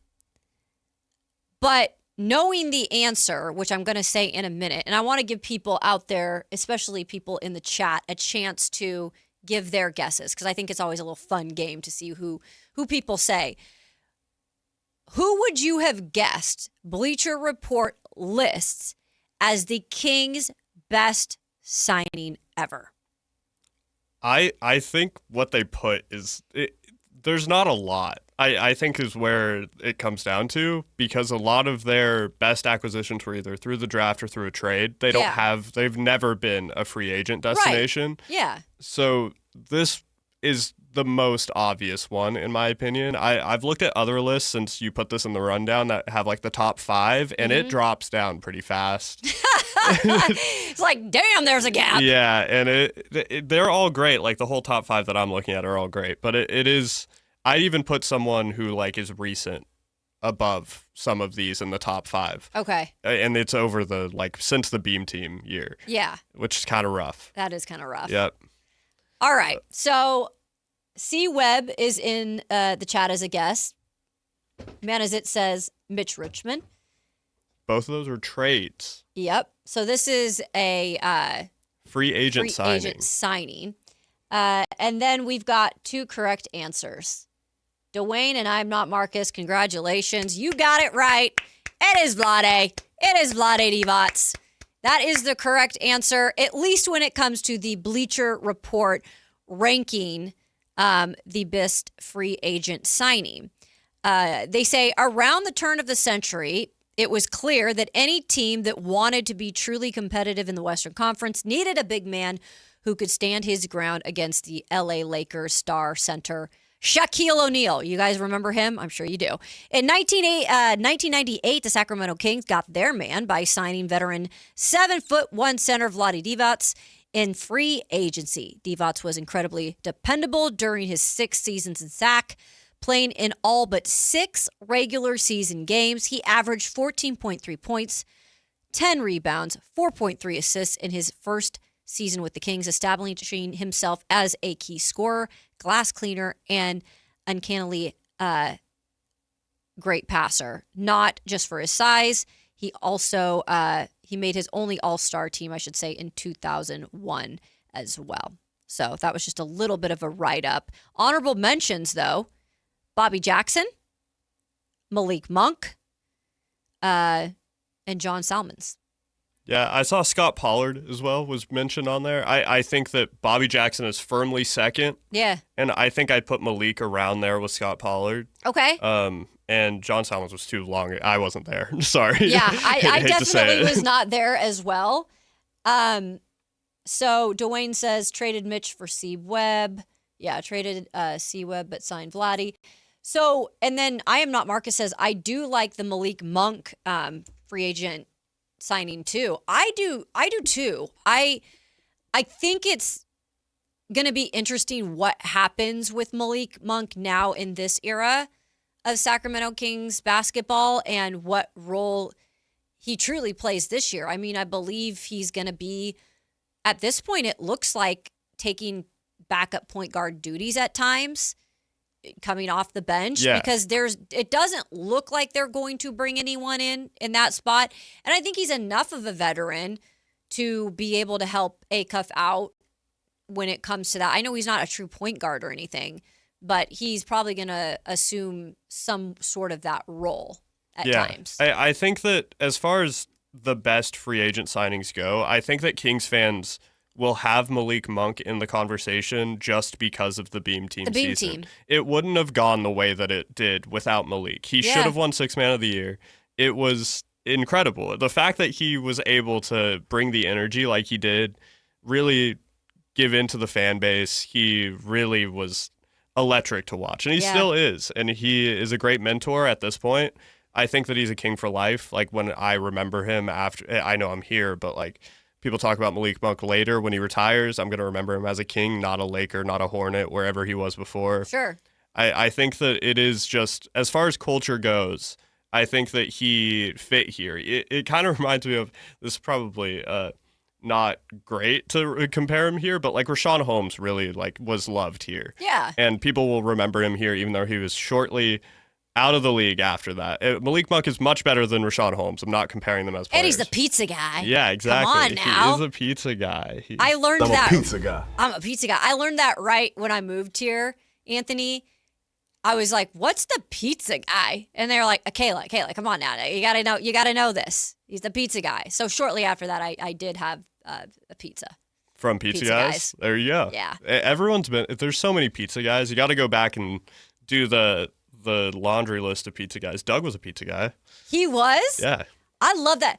I want to know, like, I don't think they're maybe on the team yet, like, but if Malik Monk does, like, go somewhere else eventually, like, who the next pizza guy would be? Yeah. Isaiah Thomas, I'm pretty sure, was a pizza guy. Yeah. Okay.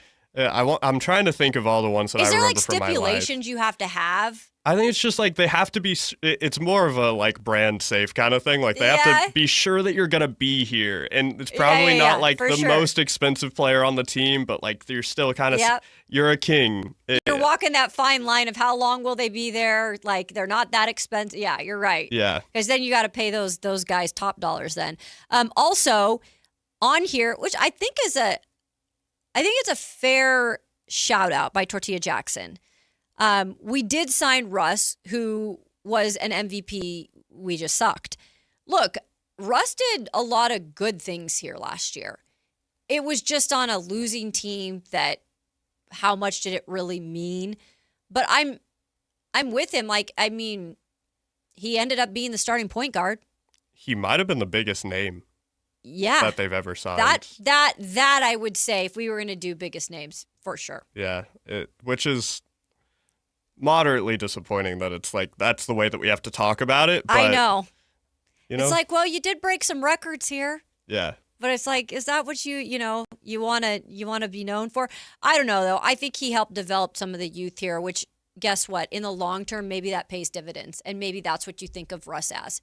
Hey, he was here. He really helped launch some of these young guys, especially a guy like Maxime Reynaud, like in terms of what they found on the court together and that growth. I think that's maybe something in the future you can appreciate Russ for. Yeah, 100%. I don't think he'll be like hated here. I think a lot of people love him. It's a weird thing. Basketball teams have to find a direction, and sometimes people don't fit that direction, even if they're great basketball players. Well said. Coming up next on the Matt and Kayla Show as we wrap up hour 3, it is the 2-minute drill. And yes, we've got some headlines because training camp has started up for the most part with a lot of these teams. And then coming up at the 1 o'clock hour, really excited to check in with our good friend Kevin John of ABC 10. He has been at 49ers training camp, and he will have the latest from what is going down in Santa Clara. There's always headlines happening this time of year. That is coming up next on the Matt and Kayla Show here on Sactown Sports. Like and subscribe to the Sactown Sports 1140 YouTube channel at Sactown Sports 1140 to get the Carmichael Dave Show with Jason Ross, Matt and Kayla, and the Drive Guys with Kevin Gleason and Alan Stiles on demand and at your fingertips. Get your fix of the Sacramento Kings, 49ers, Giants, Athletics, NFL, NBA, and the latest in sports and entertainment all in one place at Sactown Sports 1140 on YouTube. Your local sports leader, Sactown Sports 1140. Meet Matthew Preston. Inside his apartment, everything he holds dear is protected by Progressive's Renter's Insurance, like his laptop and a surprisingly valuable collection of baseball bobbleheads. Outside his apartment, his laptop is still protected, as are his bobbleheads, which he carries around with him for reasons no one knows. Renters, the limits of protection aren't just the four walls of your home. When you're in Progressive's Protection Zone. Get a quote at Progressive.com. Progressive Casualty Insurance Company, affiliates, and third-party insurers. If the world were like a Sleep Number mattress, everything would adapt for your comfort. Your coffee would never get cold. Your flight would always be on time. And your mattress would always respond to you and your unique sleep needs. Sleep Number mattresses are designed to respond to your body and shift with your changing life, helping you fall asleep faster and stay asleep longer. To experience a whole new world of comfort, visit a Sleep Number store or go to sleepnumber.com. Sleep Number, to a good night's sleep. The IRS finally caught up with Louie. I hadn't paid my taxes in 8 years. I owed the IRS a lot of money. Louie was in deep trouble. We're going to take your house, put a lien on your bank account, garnish your pay. They don't care. They're going to take your paycheck. Louie found out about Optima Tax Relief, the leading tax resolution firm. A+ rated by the Better Business Bureau, they've resolved over $3 billion for their clients. Optima Tax, they help me. They calm me down. They make me feel comfortable, and I trust them. Louie has a lot to be thankful for. I don't owe the IRS anymore, and I'm able to live a comfortable life, a lot better life. It was because of Optima Tax. For tax help you can trust, call Optima now for a free consultation. Take it from Louie. If you owe the IRS, don't go it alone. Give Optima Tax a call. They can help you. Call 800-375-2322. 800-375-2322. 800-375-2322. Optima Tax Relief. Testimonial from an actual client. Some restrictions apply. For complete details, please visit OptimaTaxRelief.com. Are you an adult with uncontrolled moderate to severe Crohn's disease symptoms and still packing a backup bag of clothes? Just in case, Skyrizi Risankizumab Riza can help you take control of your Crohn's. Feel significant symptom relief, including less abdominal pain and fewer bowel movements at 4 weeks. Plus, Skyrizi is proven to help people achieve remission and visibly improve damage of the intestinal lining. Individual results may vary. Skyrizi is a prescription injection medicine. Don't use if allergic to Skyrizi. Serious allergic reactions, increased infections, or lower ability to fight them may occur. Before treatment, get checked for infections and tuberculosis. Tell your doctor about any flu-like symptoms or vaccines. Liver problems leading to hospitalization may occur when treated for Crohn's. Ready to take control of your Crohn's? Ask your doctor about Skyrizi, the #1 prescribed biologic in Crohn's disease. Control is everything to me. Learn more at skyrizi.com or call 1-866-SKYRIZI. What's up? We're talking to Chad Hoblet of Hoblet Dodge, Chrysler, Jeep, Ram, and Woodland. Chad, I have been told you're extending the 4th of July sales event because those deals are so darn good. They were the best deals of the year, and we wanted to keep the savings going. Right now, you can save up to $17,000 off MSRP on new 2026 Ram 1500 crew cabs. America loves Ram trucks, but what about my perfect truck? We have you covered at Hoblet. We are truck people, so you won't find a better selection of new Rams with the features that matter anywhere. Plus, with almost 600 new Rams available, your Ram is waiting at Hoblet. Just one of the reasons Hoblet is consistently one of the top Ram dealers, not just in California, but the entire nation. Search, select, and save through their whole inventory at HobletDodge.com. Unbeatable prices, unbeatable selection. Nobody beats Hoblet, period. 17,000 total net savings after 4162 dealer discount and 11,338 factory incentive. Incentives may include 15% below MSRP incentive, 1,000 Hoblet trade-in assistance with eligible trade, and 500 military bonus or first responder bonus for eligible members. 10th net savings, sample VIN 390660. See dealer for details. If your passion is bass fishing, only one radio show has the action, information, and excitement of your favorite outdoor sport. Ultimate Bass, hosted by Tournament Bass Pro and California Outdoor Hall of Famer Kent Brown, takes you live to where the fish are biting every Saturday morning. Only Ultimate Bass feeds your passion with the latest news, products, tips, and advice from the pros. Ultimate Bass with Kent Brown, Saturday mornings at 5 a.m. on Sactown Sports 1140, part of SEP's Saturday Morning Outdoors. It's time for the 2-minute drill. Kayla Anderson has the ball, and she's taking us around the world of football. It's Kayla's 2-minute drill on Matt and Kayla. Woo-wee! It's that time. Gonna hit that music, and then I really know it's time for the 2-minute drill. And we've got plenty of storylines as training camps around the NFL have either started up or they're about to start up. So we'll start up with this one. Eagle flying high. We are talking about the Eagles defensive tackle, Jalen Carter, and guess what?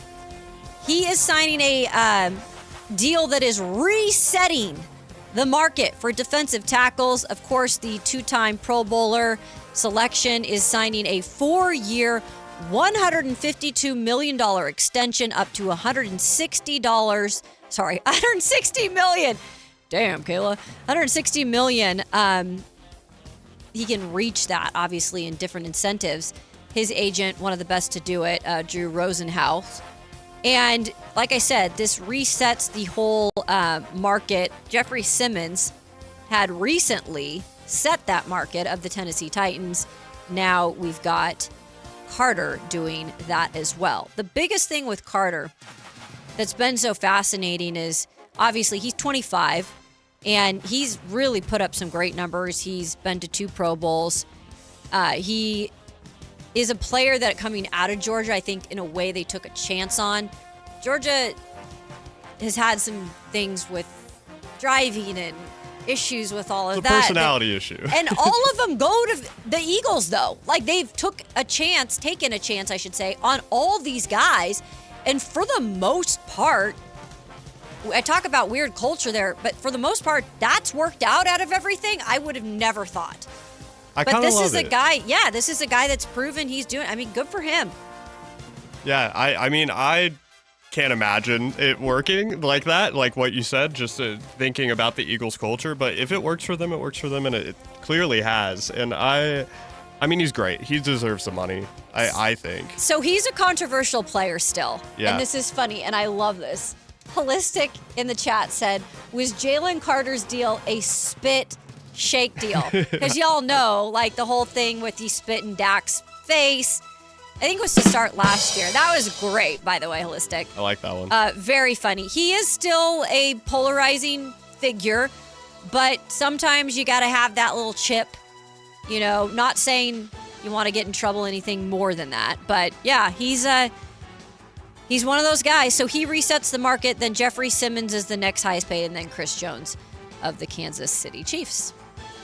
So coming up next on this 2-minute drill, let's go with this one. Not giving the Colt away. We've kind of talked a lot about the Indianapolis Colts today, and this is one more to add to it.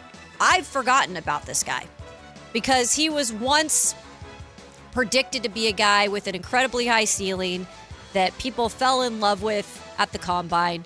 because of his athletic ability. And oh my God, he could jump so high, he could run so fast. The Colts were so enamored by him that they selected him in the first round, number 4 overall in 2023. I was not on board with this. I never was on board with this. He barely played any college football. And now Colts general manager Chris Ballard is saying that they're not going to just give him away. He says that clearly this is a guy that's probably going to be their backup this next year. Daniel Jones is the quarterback to start the season. But yeah, he said, we're not giving away. I'm not going to do that. But my question is like, who is interested in this guy? Because I don't think he's your future at this point. I think you have given up on him. You went and got Daniel Jones last year. Yeah, I think that the Daniel Jones thing was interesting because I don't think they expected it to work out so well. Yeah, because it was a 1-year deal and then they re-signed him. Yeah, I think that they were hoping that maybe he could just sit back, learn some stuff, do the osmosis, that's what they call it, just kind of absorb the information on the bench. Then next year we would deal with Anthony Richardson, but I don't think that that's the plan anymore. No.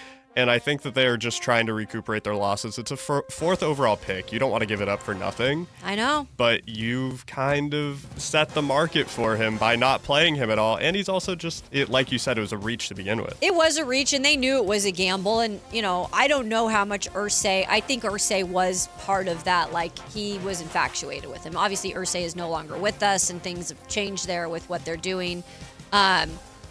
It's crazy, though, to think he started a combined 15 games. A combined 15 games in 2023 and 2024. That's all. And obviously, he endured injuries and all of that stuff. And then, here comes Daniel Jones. And, the rest is history as of right now. So, unfortunate situation for him. I'm sure he might get a chance somewhere. But I don't think he's ever going to be starting this league. Yeah. Plenty of places have open spots for quarterbacks on their roster. Yeah. All right, next up, we've got another quarterback. And this quarterback was trying to get a deal done. But when it comes to Bucs and Baker, I don't know how much longer this is going to be a thing. So Tampa Bay Buccaneers quarterback Baker Mayfield, he's reporting to training camp, but without a new deal. He will play out his final year of his contract before becoming an unrestricted free agent. That is what sources tell ESPN.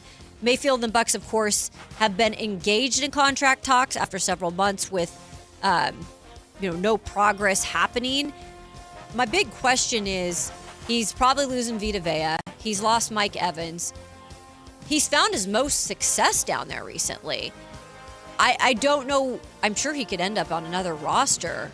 I just feel like this has been the best place for him, but it looks like everybody's kind of dispersing at this point. And I don't know where he would go where he would have the same success. Like, it's I don't either. I don't think if he re-signed here, obviously with all the other people who he lost, I don't think that the Bucs would have the same success. Nah. But are you going to go to a winning team if you go somewhere else? Like, where could he even land? I haven't looked at all. I'm sure if it was a situation where he was unrestricted free agent this year, like Arizona, would love to have him, and I think he'd probably do okay there. Sure, but would they do well, like as a team? I don't think they'd do better than the Bucs would. Maybe even with Baker. Yeah, I'm curious as to what it looks like at the next level. And after watching that quarterback this year on Netflix, dude, Baker's a baller, and he's a competitor, and I like that. He's endured a lot of freaking injuries, though, up to this point, guys, and he's not a big guy. And he was playing all last season injured with shoulder, with knee, and he played through it. But at this point, too, I think you're also going to get a quarterback who's pretty beat up. It's on the other side of the hill. Yeah, I think so. I like Baker, but I don't know what his next spot is or what it looks like there. And then finally, no debate needed. That is what Aaron Rodgers is saying as they open up training camp in Pittsburgh. Yes, he is back for one more season, but he says that is absolutely it. There is no debate when it comes to coming back after this season. He is done. So it is the Aaron Rodgers farewell tour for sure. I just wonder what the heck they're going to do over there. No Mike Tomlin anymore. That's going to look real weird. I mean, Mike McCarthy's over there. How can they rejuvenate that relationship, and what does the play look on the field? I don't know. That offense has been stale for a while now. And he can't move. Like, he's an able body, but not a body that moves well. No, he doesn't move. I don't know. It just seems like he went until the wheels fell off, and he's going too. One more season. And it just shouldn't have happened. The last couple of years shouldn't have happened. Aaron Rodgers was my favorite player growing up. Well, he's a heck of a player. Yeah, but he's a future Hall of Famer for sure. It's all just been insane since then. Yeah, it's gone downhill quickly. And then I saw this headline, which, I kind of roll my eyes a little. Like, all these, these NFL players specifically, they all marry these, like, Hollywood people. So I guess I just read that Justin Herbert and Madison Beer got engaged. Good for them. So, yay. Have fun. Maybe he'll play well this year. Maybe he'll have new dad energy at some point. Anyway, that's your 2-minute drill. Coming up after the break, we've promised you our good friend Kevin John. He's going to be on the show of ABC 10 right here in Sacramento. He has been down in Santa Clara for 49ers training camp, and he is going to give us the latest when it comes to the Niners. That is coming up next on the final hour of the Matt and Kayla Show here on Sactown Sports. This is Sactown, baby! Follow Sactown Sports 1140 on Facebook at facebook.com/Sactown Sports to keep tabs on the Kings, 49ers, UC Davis, and the entire Sactown Sports lineup all season long. Facebook.com/Sactown Sports. Your local sports leader, Sactown Sports 1140. This is the story of the one. As a safety manager at a manufacturing plant, he does everything he can to keep his coworkers safe. From finding ways to reduce risks to keeping safety supplies in stock. And for that, he relies on Grainger. Grainger offers a broad range of quality products and next-day delivery, so he can always play it safe. Call 1-800-GRAINGER, click Grainger.com, or just stop by. Grainger, for the ones who get it done. Congratulations, New York. The Knicks did it. Through battle after battle, they dominated to become this year's NBA champions. Day in and day out, the hard work paid off, and you were there every step of the way. Enjoy the crown. Own it, because this year is your year. A part of your legacy that will never be forgotten. So celebrate this moment, show your pride, and shop the largest selection of official NBA gear at NBAstore.com. A Fanatics experience. Hi, I'm Justin Gingery. One of the most common questions I receive is, what makes us different from other law firms? At Gingery, Hammer & Associates, we handle your case from beginning to the end. Whether your case reaches a settlement, whether it must go into litigation, or whether it has to go all the way to trial, we will be with you along the entire way. And because we are committed to your case, we are as invested as you are in making sure you get the outcome you deserve. When you get an injury, just call Gingery. The one and only Monster Jam. See the world's best drivers tear up the dirt in your favorite Monster Jam trucks, like Gravedigger, El Toro Loco, Sparkle Smash, and more. Only at Monster Jam. Brought to you by Morgan & Morgan. Visit MorganMonsterJam.com to save 25% on ticket face value, courtesy of Morgan & Morgan. Visit website for restrictions and details. Coming to Golden One Center August 15th and 16th. So, hamburgers, sodas, ice, and a DJ. A DJ? Relax, Pa. With T-Mobile, we're saving when we bundle home internet and phone lines. Oh, wow. Here to bundle and save big. Stay connected con tu gente with 4 lines from T-Mobile with fast, easy-to-set-up 5G home internet and save up to $1,000 a year. Switch now on T-Mobile.com/conectate. Savings based on 3rd line free via monthly bill credits. Internet discount with $15 in monthly bill credits and auto-pay discount. Qualifying credit required. Credits will stop if you cancel any lines or change plans. Visit T-Mobile.com. Capital Casino is conveniently located in downtown, 411 16th Street, and has been a part of the greater Sacramento area for over 20 years. They offer the best variety of games in the region in a safe and friendly environment, and there's plenty of parking, all well lit and monitored by security. Come have a great meal at the cafe and restaurant inside. Capital Casino has the best food, the best service, and the best action, but please always remember to gamble responsibly. 1-800-GAMBLER. Is the volatility of the stock market driving you crazy?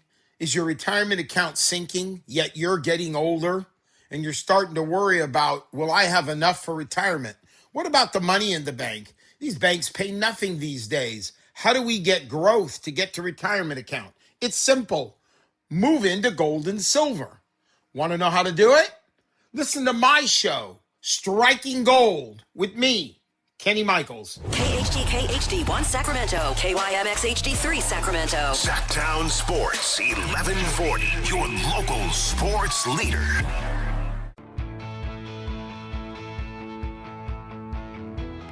It's Matt George and Kayla Anderson on Sactown Sports 1140. No Matt George today, just Kayla Anderson and, of course, Anthony behind the glass helping me out today and doing a spectacular job also juggling everything else. We're going to get to our good friend, Kevin Jott, in just a second of ABC 10. But here is the latest, speaking of the Niners, when it comes to Kyle Shanahan. So this is new news as about 20 minutes ago, guys. Kyle Shanahan says he is, in fact, to blame for the car accident on July 14th. He said he took his eyes off the road, split second to retrieve his phone that slid off the seat. As he came back up, the airbag had deployed, breaking his nose.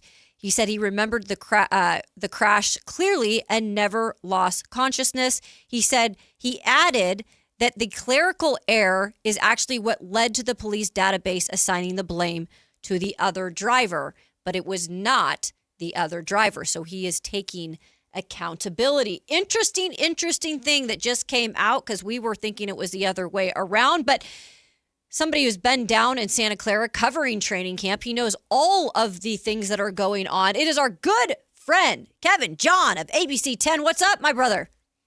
Hey, what is up, Kayla? So good to be on the show. Thank you so much for having me. Anthony, pleasure to meet you, my friend. Glad to be chopping it up with you as we talk some 49ers here. And Matt George, good. Oh, that's right. Matt has no voice. He has no voice. Look at that. I know. It must be heaven for you today, Kayla. I actually despise doing solo shows. I do not like hearing myself talk, Kevin. Although I like to talk, I like doing that with somebody else. And Anthony's done a spectacular job. But you know when you talk so long, Kevin, that you lose, I feel like I have dry mouth. I'm losing my voice. I'm like, okay, Kayla, you just need to shut up for a second. It's just that's what I feel like when I talk too much. Well, Kayla, you also have to realize your mouth is your moneymaker. You talk for a living. It's what you do. So, you're not really supposed to shut up because that's what you excel at. Oratorically, you excel. Right, so, right. We didn't need to listen to our teachers growing up sometimes that said, "Stop talking back there." Exactly, because look at you now. For all those report cards you got that said talks too much in class, I would go back to every single teacher that told you that and say, look at me now. My mouth is making me money. That's a great point, Kevin, a great point. I'm curious. You just heard me bring the latest when it comes to Kyle Shanahan. When did you learn about the whole little twist to this, and what has it been like with obviously Shanahan's been down at practice. Kind of paint the picture for me what it's been like down there in Santa Clara the first couple days. Yeah, absolutely. So first off, I found out about the news pretty much like everyone else Saturday morning when the 49ers had released their statement. Shortly after that, Adam Schefter followed up, and then there was the article on ESPN. So I found out just like everybody else. But, the last 48 hours, it's kind of dominated NFL talk, particularly podcasts, in regard to why it took so long, seeing if this accident happened, on July 14th. It took, 10, 11 days before it came to light. And then, as you just pointed out, we hear that now Kyle Shanahan is saying, no, I was at fault. I was responsible for what happened. I was looking for my phone. So this whole thing has just really been interesting. But, Kayla, one of the things I do want to say in regard to this whole thing, I believe this was Jay Glazer who said it. So if I'm attributing it to the wrong person, my apologies. But I believe it was Jay Glazer said that real journalism is not confirming something that came out and 5 minutes later tweeting it out. He said real journalism is finding out what they don't want you to know. Correct. And I think the situation kind of pertains to that. Because there's, and I'm not a conspiracy theorist or any of that. As journalists, it's not our job to do that. As journalists, it's our job to get to the facts and to verify information and to unravel what happened as, these things start coming out. So I say that all to say yesterday, when I was at training camp, it was the talk of it, not necessarily everybody out, but just amongst the media people. It was something we were all discussing, because like you said, Shanahan has been present. Mm-hmm. He has been at camp every day. Now, he has not been out there during the times media were allowed to shoot, because we're allowed to shoot like through the first 4 drills that they do. Right. And then we have to put cameras. Everything has to go away. So he's obviously not out there for those times. But Shanahan is still very much involved in the operations. Brock Purdy was saying afterward yesterday that, it's not like, it's kind of like you brought up the teacher thing in class and talking too much. A lot of times people think, if there's a substitute teacher here, we could just play, we could do whatever, what do they say when the cat's away, the mouse play, whatever the saying is. But Brock Purdy was saying that's not the case. He's like, Shanahan is holding us accountable. He sees everything. He knows everything that's going on. And he's holding all the players accountable in that sense. So even though he's not there as much physically, he's still very much holding them accountable. But still, it's not the same, because usually Shanahan's leading the meetings every day.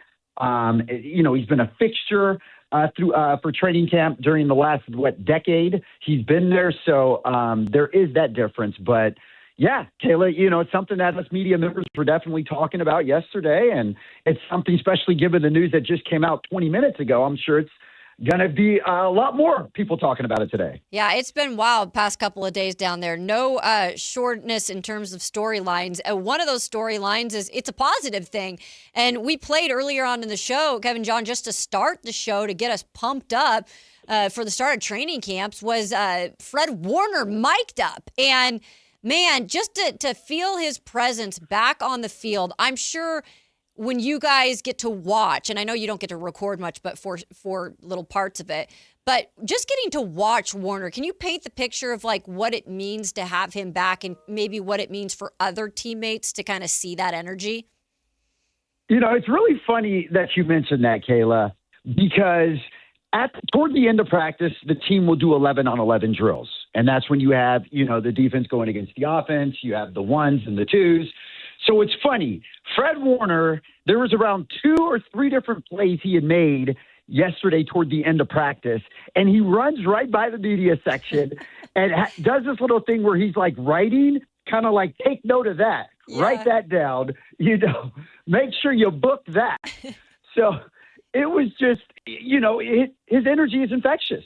And having him out there, having him back and, seeing him make plays.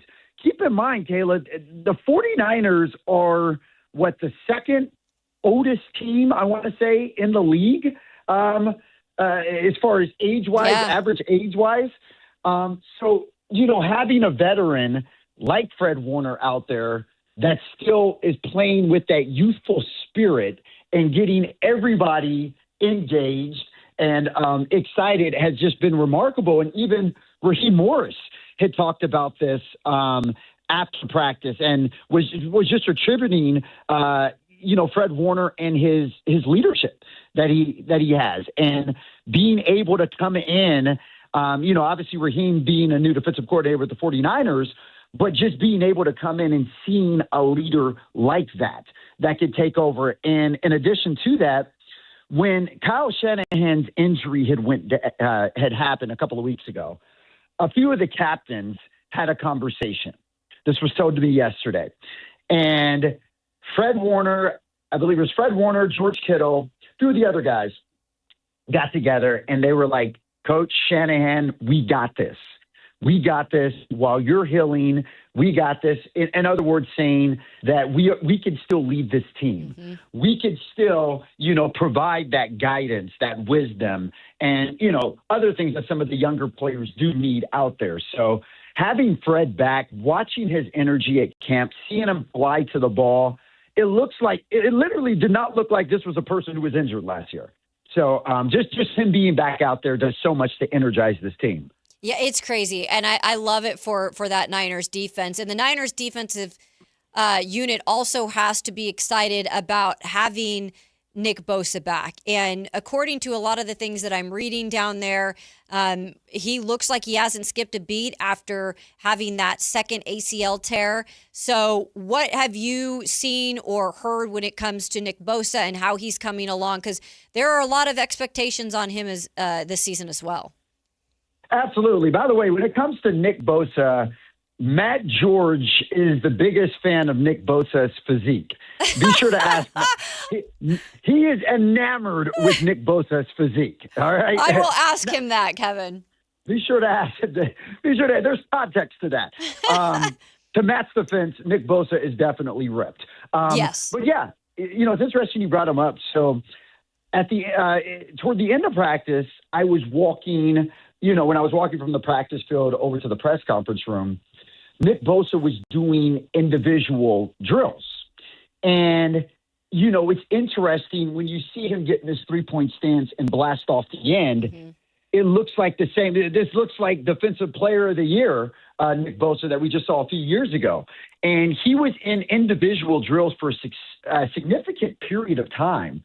But you could just see him getting his explosiveness back, getting his lift back, being able to hit the corner the way that he's supposed to do as a pass rusher.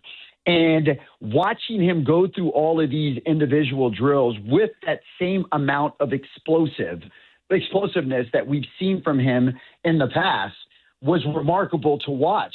Also, Nick Bosa can be kind of he has this kind of surfer-like him and his brother. Like, yep. Yeah, he's like, I'm just chilling, catching the waves, dude. And, by the way, that was a terrible Nick Bosa impersonation. But he has this very, chill demeanor about him. But there was a few times yesterday when he was doing his individual drills, and I, heard him scream or something, with intent, not scream from pain, but just scream from excitement and intensity. And I'm like, wow, they have really he's back. And, it's interesting. One of the questions that was asked to Raheem Morris after practice was, how does it feel to know that you can unleash Nick Bosa? And before he even answered that, he just took 2 or 3 seconds and just smiled and took it in oh, you guys have no idea, what we got with 97 on our hands and getting ready to unleash him. So, seeing his explosiveness, seeing him being able to come back and anchor that defensive line to really bolster a team that struggled in defense last year is amazing. And it was just good to see out there. Speaking of Nick Bosa, I saw some comments that he made, I believe it was yesterday, about the rookie Romello Height. And I know there was a scary situation also yesterday. I'm sure you saw when he was carted off in terms of height, but it was said to be cramped. So it sounds like that is okay. But he had some high praise when it came to the rookie. Curious of your impressions, what you've seen and heard from the rookie Romello Height. Yeah, interesting thing because when they brought the cart out, each time you see a cart come out on the field, you automatically assume the worst. Yeah. Like what is going on? What is happening? And it was the same thing. We saw the cart come out. We're like, oh my God, you never want to see injuries, but especially in training camp or preseason. Mm-hmm. But as you said, it was reported to be cramps.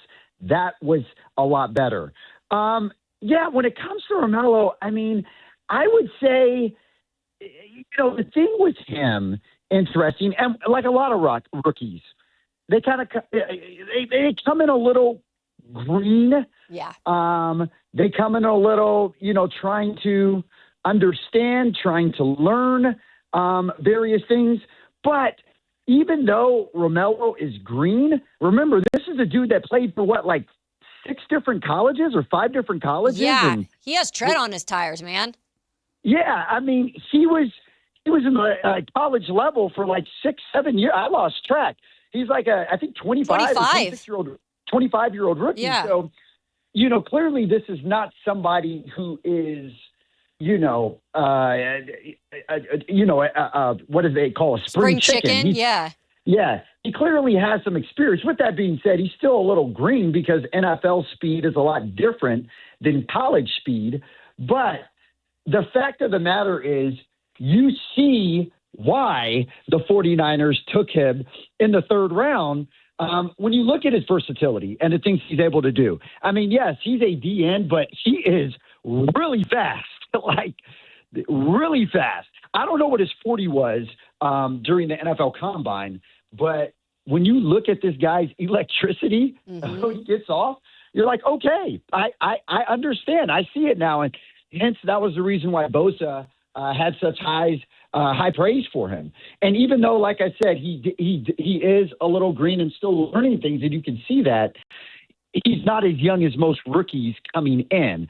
So he has the experience. And one of the pros of playing with multiple colleges, 5 colleges, however many colleges he went to, is that by default, you have to be a fast learner. You have to be able to pick up things extremely quick, pick up playbooks, plays, whatever it is, whatever schemes that respective college does, you have to pick that up fast. So that is one thing he has going for him, is that he's able to dissect an offense and understand a defensive playbook really good. But just watching him out there and, obviously the interaction, that's another thing that I look at when I'm at training camp, is just how the players interact with each other.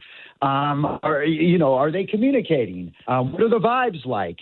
And all of that other stuff. And, it was just, I noticed that with Romello. He was engaged, talking to everybody, receiving direction and things of that sort. So I think he's going to be a phenomenal player for the 49ers. And, when you're on a defense that has people like Fred Warner, Nick Bosa, et cetera, you're going to learn a lot your rookie year. So I think he's going to have a really good rookie season. I just need him to stay hydrated so these cramps don't keep coming up and whatnot. Yeah, we don't need to be carting off all the time. We don't need a Darren Peterson on our hand. My goodness. Let's stay away from clearly. Let's stay away from that. From one rookie who has a lot of experience coming out of a college days to another on the offensive side of the board. Dejon Stribling spent 6 years in college. He played for Washington State, Oklahoma State, and Ole Miss, and he is somebody who is expected to contribute right away, especially for the fact that we don't know, what Pearsall will be with his health, and we're hoping he's healthy. But what do you look at in terms of Stribling's role this season, and how has he looked very early on? I know Brock Purdy also spoke about him and spoke highly. Well, the word is Stribling is the second coming of another 49ers receiver who wore 81 back in the day and went by the name of Terrell Owens. T.O., okay. Absolutely. There's been a lot of comparisons to him. And I'll say that. Stribling, he's big, he's physical. He did struggle a little bit when he was jammed off the line, but he's still able to get open. He's able to find space. One of he actually had a really good play at practice yesterday. He had caught a ball across the middle, made one move, and then took off for a touchdown. And I say for a touchdown loosely because, when it's 11 on 11, it's not like they're playing all out. But it was just a phenomenal play. His ability to, catch the ball, to catch the ball in space, right behind the linebackers, and be able to make a move on the secondary and, take it the rest of the way, just shows his vision. It shows his ability to secure the football before running upfield, which is sometimes something that receivers struggle from. But, this guy is a big, physical, fast receiver with great hands. And you'll hear, it wasn't just, Purdy. You heard a lot of players singing his praises and what he's able to bring. You got to look at this, Kayla. Last year, their leading receiver, the Niners' leading receiver in receptions and yards, was a running back. Yep. Okay? Christian McCaffrey. And I think he had over 100 receptions. The next closest receiver reception rise, I believe, was with Juwan Jennings, I think, and he had 50-something. So, just shows you how much this receiving core from last year was banged up, was not healthy. And, you have people like Kendrick Bourne who came back and whatnot. So you really had a 49ers receiving core that really wasn't much of anything last year. Hence, while your starting running back had, 100 or 50% more receptions than the next person. So I think getting somebody like Stribling out there, getting a healthy Ricky Pearsall, adding the veteran and first ballot Hall of Famer and Mike Evans, and some of these other guys, I think is really going to bolster this receiving core and get them to, how they were back in 2023 when Brock Purdy was arguably the most efficient quarterback in the NFL. So seeing Stribling being able to be inserted into that receiving core, seeing Stribling, seeing those flashes, and for those who followed him at Old Miss? Yeah, Old Miss, under Lane. You definitely saw glimpses of his, of his ability to on what he can do on the field. But like I said, with the healthy Ricky Pearsall, Mike Evans, Christian Kirk, when he gets healthy as well, because he wasn't practicing yesterday. And then, of course, Stribling. I think that this 49ers receiving core can be, pretty lethal. So we'll see what happens. But the eye test, I was impressed with Stribling. And it was a beauty to watch out there. If he comes within 70% of what Terrell Owens or 80% of what Terrell Owens was, then I'd say that's a really good thing for the 49ers. So there is information that came out late yesterday. I'm curious to get your opinion on it because it has to do with a former teammate of Mike Evans, Vita Vea, who is currently with the Tampa Bay Bucks, has come out and he has requested a trade. And it has been said and reported by specifically our friend Ted Wynn of the Athletic that his sources had told him that he is requesting to be sent to a team in California or the Las Vegas Raiders. There are a lot of people out there that are saying the fit makes sense when it comes to the 49ers. A, they have the cap space. B, they could add a little more on that line. I am curious as to if you are hearing or if you heard anything, just even being down there when it comes to Vita Vea, or what is your take in terms of adding the two-time Pro Bowler? Absolutely. You're going to go out. I mean, this dude is one of the best nose tackles in the league. Not just the conference, but the league in general. So anytime you can get someone of that caliber, former first-round draft pick, and like you said, won one Super Bowl, but went to 2 Pro Bowls with Tampa Bay. This is somebody that you go out and get, especially if you can bolster your line like that. And then also in regard to the murmurs of San Francisco, I have been hearing that a lot over the last, basically since I got up this morning. Yeah. That a lot of people were linking him to the 49ers. So, I look at a play because, first of all, you got to look at the depth on that position on the 49ers. Now, I know there's still positions on the line the 49ers are trying to figure out. I know right guard has not been established yet and a few other positions on the line. But still, this is somebody that you can bring in, even if not as a starter, to provide depth. And he's versatile, too.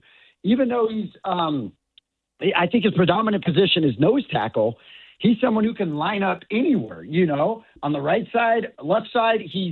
And then another thing about him, he's a big dude. He is a really big dude, but he can move for being such a big guy.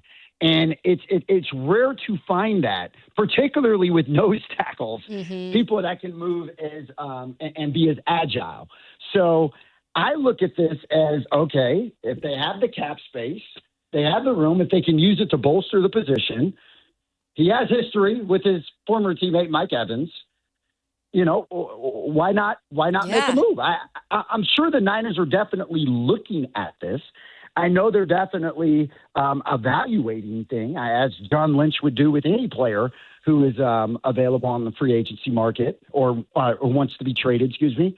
I'm sure he's looking into all of those things. So to answer your question, I don't see how this can be a negative thing to at least consider it and see.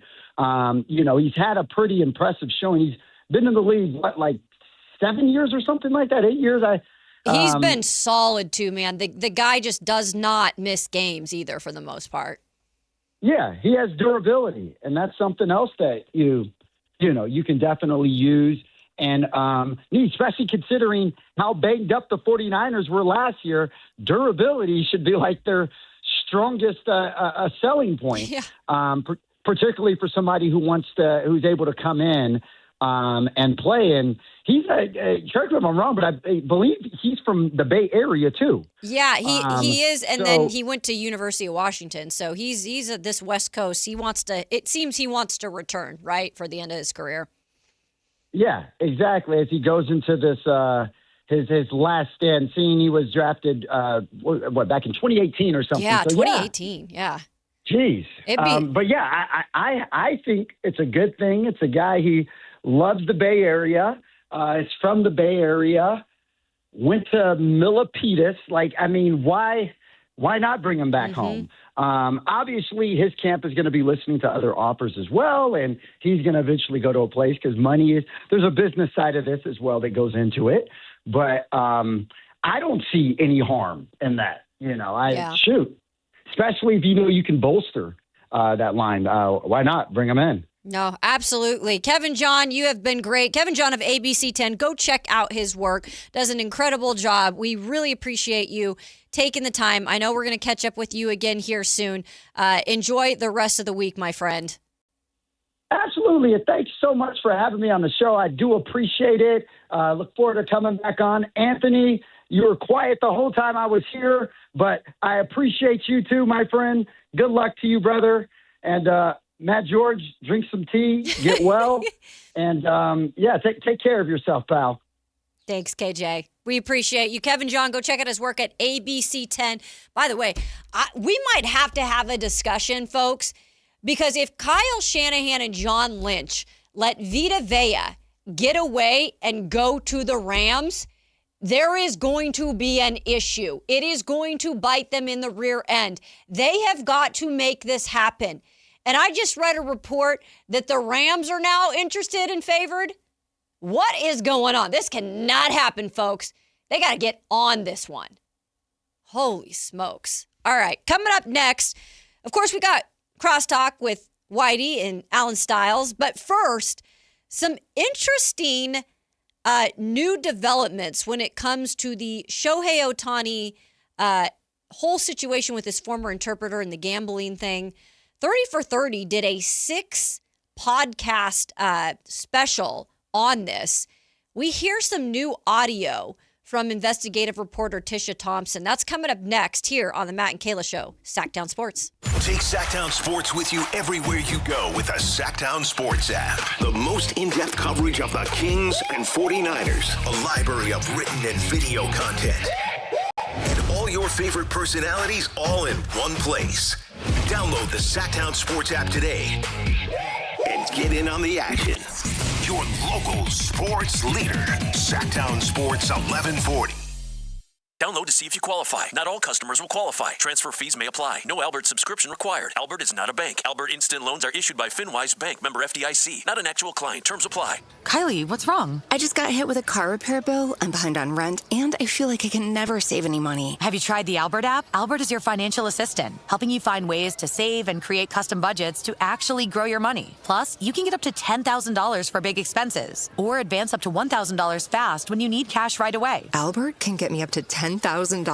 Exactly. Albert spots you in a pinch and helps you grow your money in the long run. I'm downloading Albert right now. Download the Albert app and use promo code MULTIPLY to borrow up to $10,000 for whatever you need. The Albert app helps you budget better and save more money so you reach your financial goals faster. Download the Albert app right now and use promo code MULTIPLY to borrow up to $10,000. Use code MULTIPLY to borrow up to $10,000. Whether it's date night, family night, or buddy night, Hagen Oaks has a bay for you. Reserve one of 3 Top Tracer bays from 6 to 11 p.m. through HagenOaks.com, and only those 3 bays are reservable. The rest of the driving range is still open for walk-ups. Play golf on world-famous courses while the kids try interactive games. Head to the Hangout for great food, cold drinks, and live sports on the TVs. Add monthly live music and putting tournaments, and you've got more than a driving range, you've got a night out. Hagen Oaks Golf Complex. Swing by and swing away. The other guys must think you failed math. Get this huge discount. Then the fine print hits you with $5,200 in mandatory ads. It's adorable in a scammy kind of way.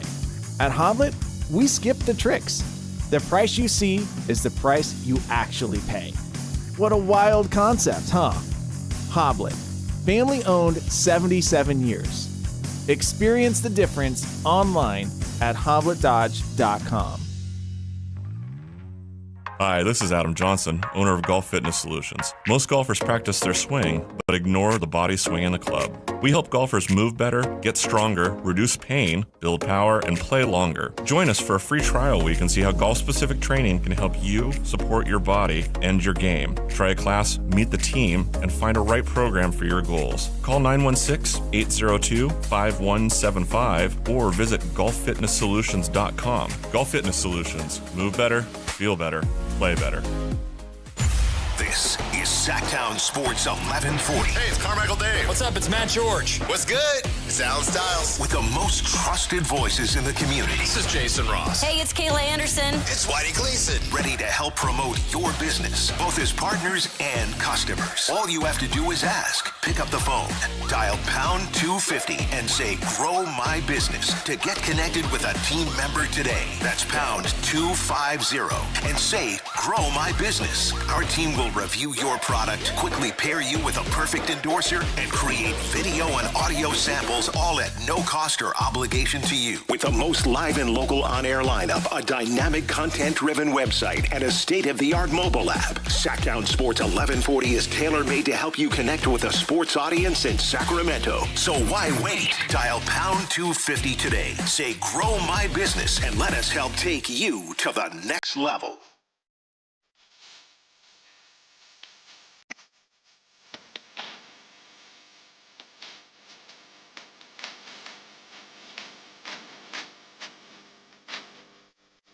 $10 a.m. to 2 p.m. Matt and Kayla on Sactown Sports 1140.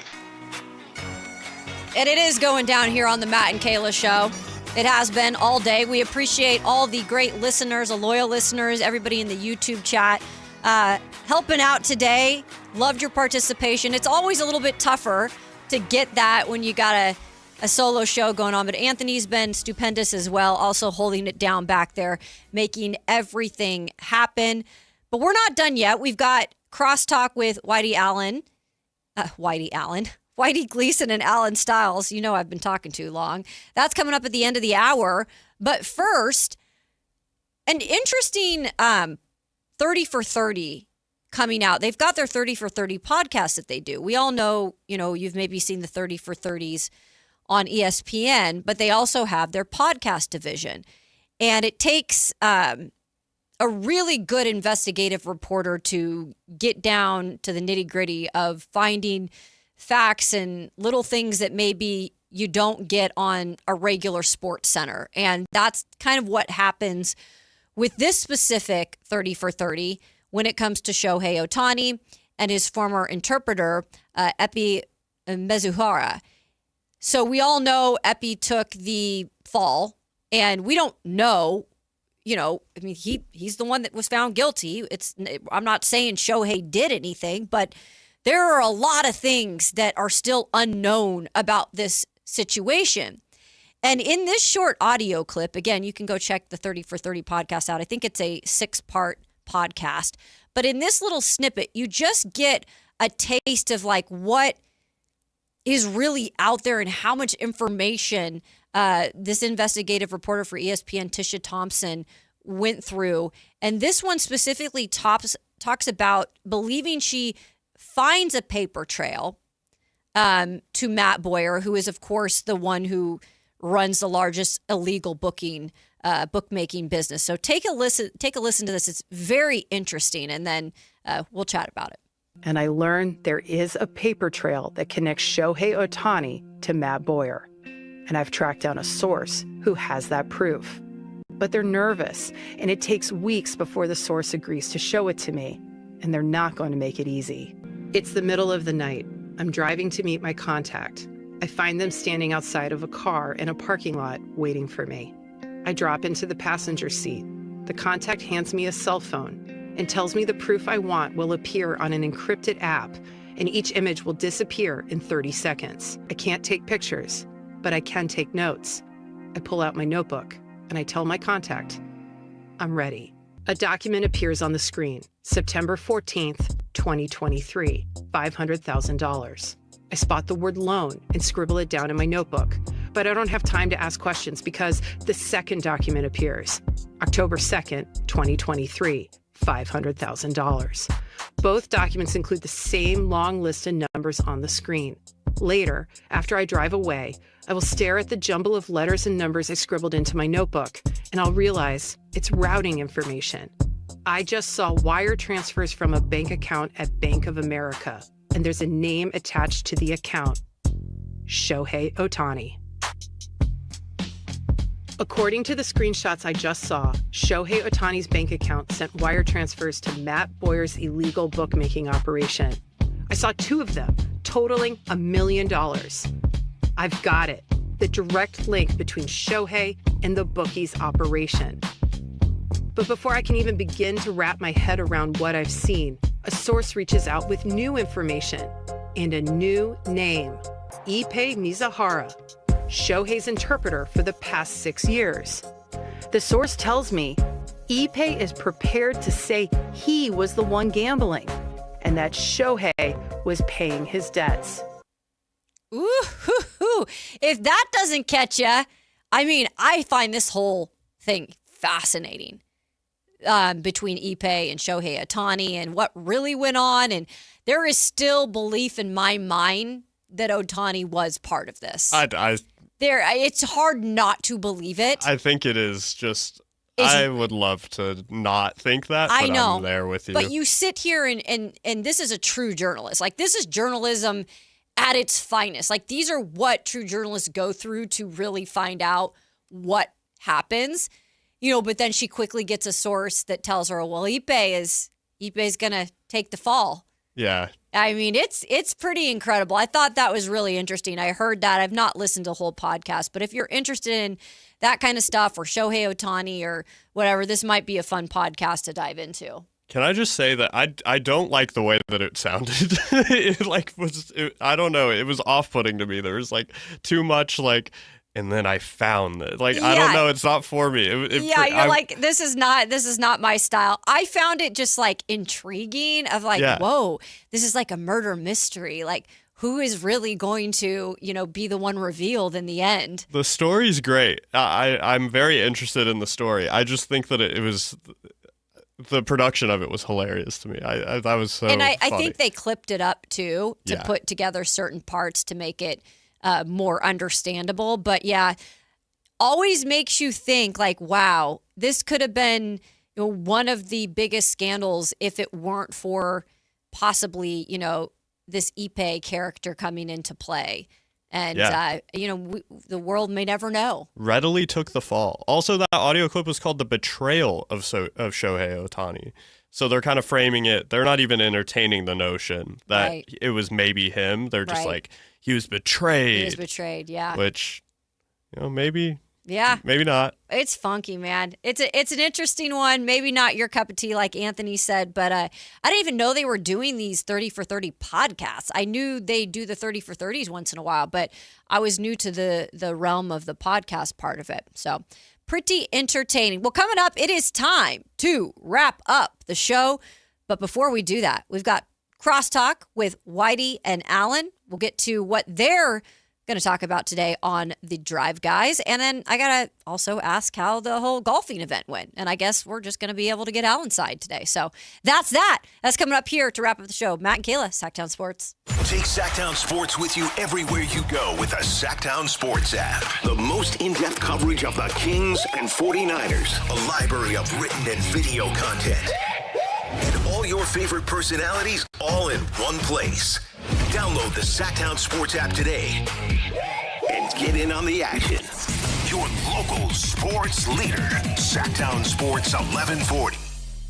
This Green and Gold Injury Report is brought to you by the law firm of Gingery, Hammer, and Associates. If you get in an injury, just call Gingery. Nick Kurtz is starting to participate in range of motion and strengthening exercises as he recovers from a right thumb strain. Zach Geloff has also started range of motion exercises and will have stitches removed from his right knee laceration this week.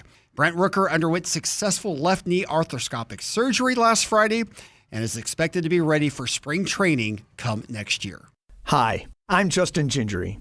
One of the most common questions I receive is, what makes us different from other law firms? At Gingery, Hammer, and Associates, we handle your case from beginning to the end. Whether your case reaches a settlement, whether it must go into litigation, or whether it has to go all the way to trial, we will be with you along the entire way.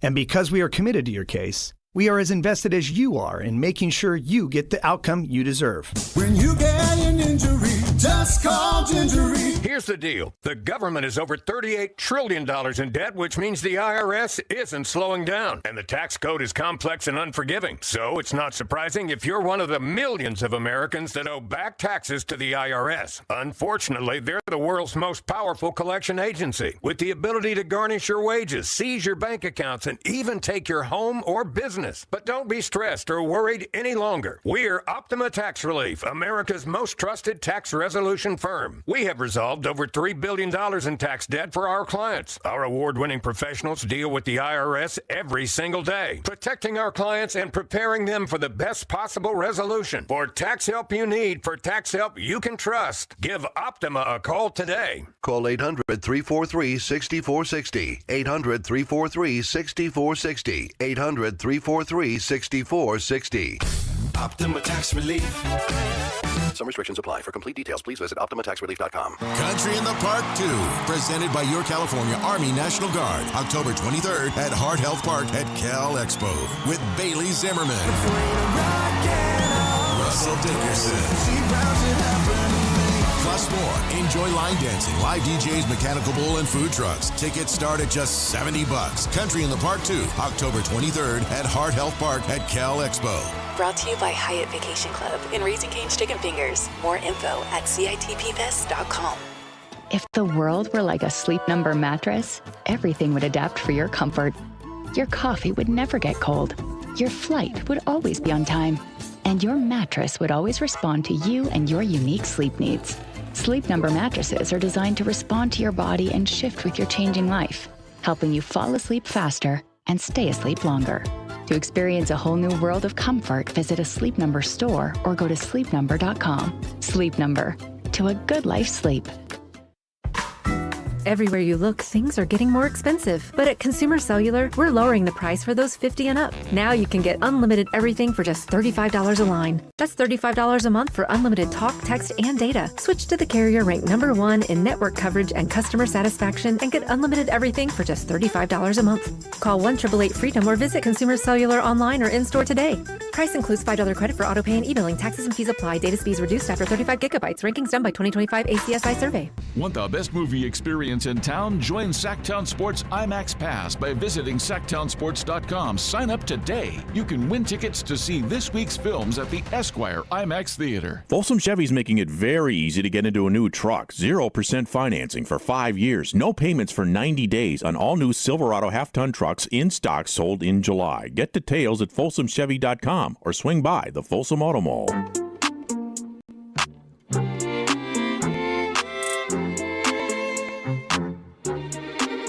Matt and Kayla on Sactown Sports 1140.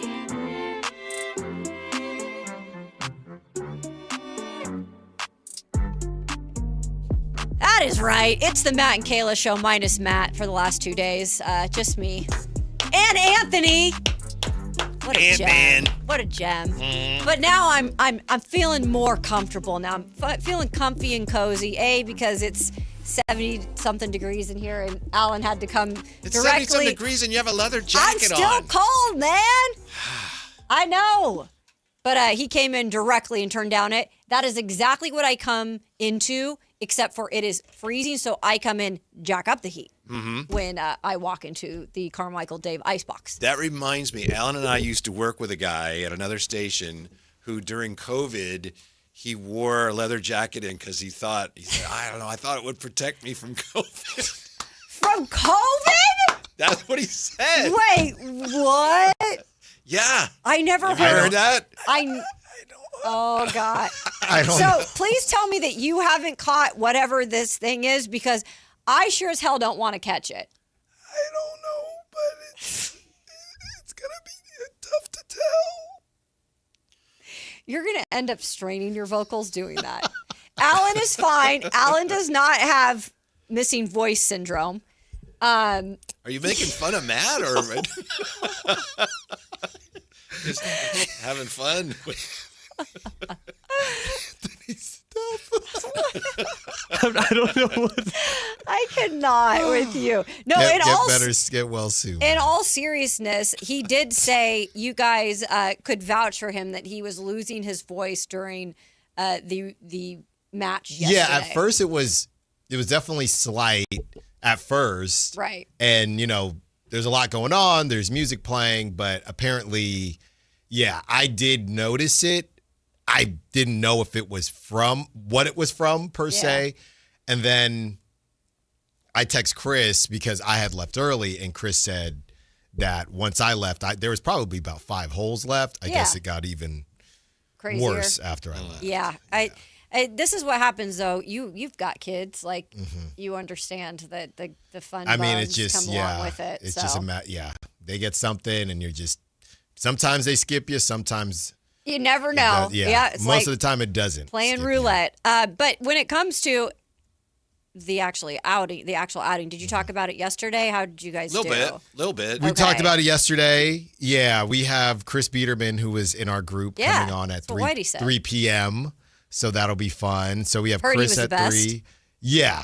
Yeah, we all had our moments. We'll talk about it. There were some decisions that were made that may have altered our. Okay. I mean, we were talking to Jason and his group. They were, 6 under, something like that at the turn. So we didn't really show up the way we should have. But, tomorrow's another day. Next year's another year. Very true. Way to look at it. Exactly. Alan. Tomorrow's another day. And Matt had even said, oh, well, the way we're golfing, we might not want to have a one-on-one. And I'm thinking, look here, buddy, we're golfing. It's still going down, okay? And we're live streaming. We're still doing this. That's right. So he's trying to slide out of it. No. Their score as a team was, honestly, it was very poor. Oh, it wasn't terrible. Oh, it was. Yeah. It wasn't. I'd have to watch these teams. What place you come in? It's hard to tell. What'd you say yesterday? 29? Oh, out of how many? There was 29? 31 next to it, but I don't know what. Oh, okay. Yeah, I don't know how that actually. Yeah. Incomplete count. Exactly. Yeah. There were people. We weren't. I left early, so I don't know. Now that is true. You can't take full credit for the score. Exactly. So I don't know, but so we'll have. I heard the Chris score on got at better 3. after you left. That's what Matt George said. Apparently, that's the only thing that got better, but we'll see. Okay. We'll see. Chris Biederman is at 3. Brett Siegel, who had I that heard Brett's coming on. exclusive one-on-one with Acuff. Yeah. Darius Acuff, DA5, as I call him, keeping it live. That's at 2:30. So yeah, a lot of fun on a Tapatio Tuesday. By the way, Tapatio Tuesday. Why is this now a thing? Where's the been a thing. Tapatio? Where's the been a thing. Tapatio? Tapatio. It's when things get a little spicy on the show. By the way, I'll be listening. My 3-year-old, I made my wife avocado toast today. She likes salt, pepper, Tapatio. My 3-year-old, trying to get her out the door. Hey, come on, hurry up. I already made her breakfast. She likes quesadillas for breakfast. That sounds about right. At 3, and my wife's eating the avocado toast, and she says, "Can I have some?" My wife Oh, well, there's hot sauce on it. You probably shouldn't. And she's, no, but I really want this. She's not eating. And now I'm, hey, we got a tight schedule here. So then I said, you know what? I'll make you some. So my wife thought I was going to fake it. I gave her avocado toast with just a little smidge. So what was the verdict? She just ate it. And then my wife's like, does your tongue feel tingly? Yeah. That's pretty funny. But she didn't cry. I mean, I didn't put a lot. Yeah, Father of the year there, huh? That's impressive, You though, can eat for that her. at 3.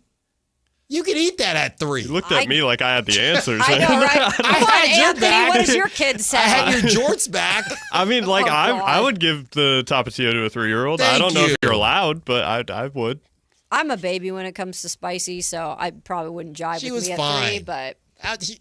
You're going to keep asking for it, then here. Yeah. We had to go. I She get ate it. She ate it. Couldn't you have made it without the spicy? She would have known. Well, she's watching me. Because it's So I like, tried to it's fake red, it. right? What my wife asked, are you going to put ketchup on it? I said, no. He's like, I'm putting the real thing Put on her it. thing. Then she asked for more. Oh, all right. Asked for more. Well- Tapatio Tuesday. It's gotten spicy in Santa Clara. Have you heard the latest? Yes. First of all, why didn't this just come out in the first place? That Kyle was responsible, Shanahan, for the vehicle accident that he was in. I just feel like we went around our you-know-whats to our you-know-whats to get to the answer. Yeah, it's a good question. Who knows for sure? I mean, it's possible that, they were protecting the privacy of the other driver. And then at some point when Kyle Shanahan realized, oh, this is being framed as if it's her fault, I don't know. I think the bigger issue, honestly, is how quickly he's able to recover from his concussion. Yeah, which it That's a sounds like he's serious doing concussion. better. Like he's at practice, but he's not participating in, doing drills or whatever and leading, but he is there, I guess. Yeah. Yeah. So, but you're right. Yeah, concussions, you got to be real careful with that stuff. There's no like, oh, in 2 days I'll be fine. Yeah. It's just, So. What was your take? It was just, I don't know. Clearly not a nothing burger, but still not as... Crazy dramatic. Yeah, as it like needed, tinfoil hat as I think a lot of people thought it might. They already have enough with the substation down there and tinfoil hats, so. That probably caused this too. Probably. Who knows when it comes down to it. Did you hear the latest Ayuk rumor? No, please. just a Is this rumor. him? No, creating well, these? there's a rumor. Somebody back who covers Washington, they said there's a rumor that he's in the area and people are wondering if he's going to show up as a fan at Commander's camp. I saw. I cannot with this. Did you see the fake picture? I thought it has to be fake of him doing a meet and greet. No, with Commander You fans. got- I hope this is not real. It can't be. It can't be. But I just saw that. It was cracking me up. What's funny too is I guess he was looking and seriously like, I'm going to buy a home in the DC area. Like, this guy is doing whatever. Jaden Daniels doesn't even talk to him. That was this one guy there. Is that what? Wait, is that the $10 million house I think so. Yeah. Yeah. So, I mean, this guy's trying to do everything he can. It's like, is he living in an alternative reality at I this think point? so. Yeah. It's like, it's Ayuk land or whatever He's living you in a want to different call multiverse, huh? Yeah. Yeah, the wrong one. Brandon Ayuk, this is from the Chronicle, Eric Branch. Brandon Ayuk posted that he's purchased a $10 million estate in Virginia, which is the whole DMV area, so he would be able to. Today, we did a little Bleacher Report. They listed like the starting rosters and where they would rank them. And we were really, really thrilled to know they were not at the end of the list in terms of their ranked starting lineups next year. They were 28th. Your Sacramento Kings? The Sacramento Kings, 28th. Any guesses on who is below them? Go ahead. Pelicans? Not the Pelicans. Can't be the Pelicans. They were ranked pretty high. I know, which It's I guess on paper, but it's got to be. Whitey really likes this team, but it's got to be. I'm going to say the Grizzlies and the Nets. So the Grizzlies were one above them. The Nets were Bulls? Below. And who was the last one? Milwaukee. The Bucks. Oh. Yeah. So. But yeah, interesting to see. And they had for their starting, they had Acuff, Levine, Hunter, Murray, and Sabonis. So they put Hunter in there, which some people were, in the chat saying maybe we'd switch it around a little bit, but that seems to be what it will be. Yeah, well, terms one of the of the things that starting makes this a Tapatio Tuesday is that Alan's already trying to trade Keegan again. Wait, No. this is a It's not true. For Peyton Watson. No, I said. Huh? that Keegan's back on the block? I said that the price tag, apparently, according to Shams, has dropped for Peyton Watson. And they want a high-level player and a first-round pick. Uh-huh. And I said, that could be. Okay.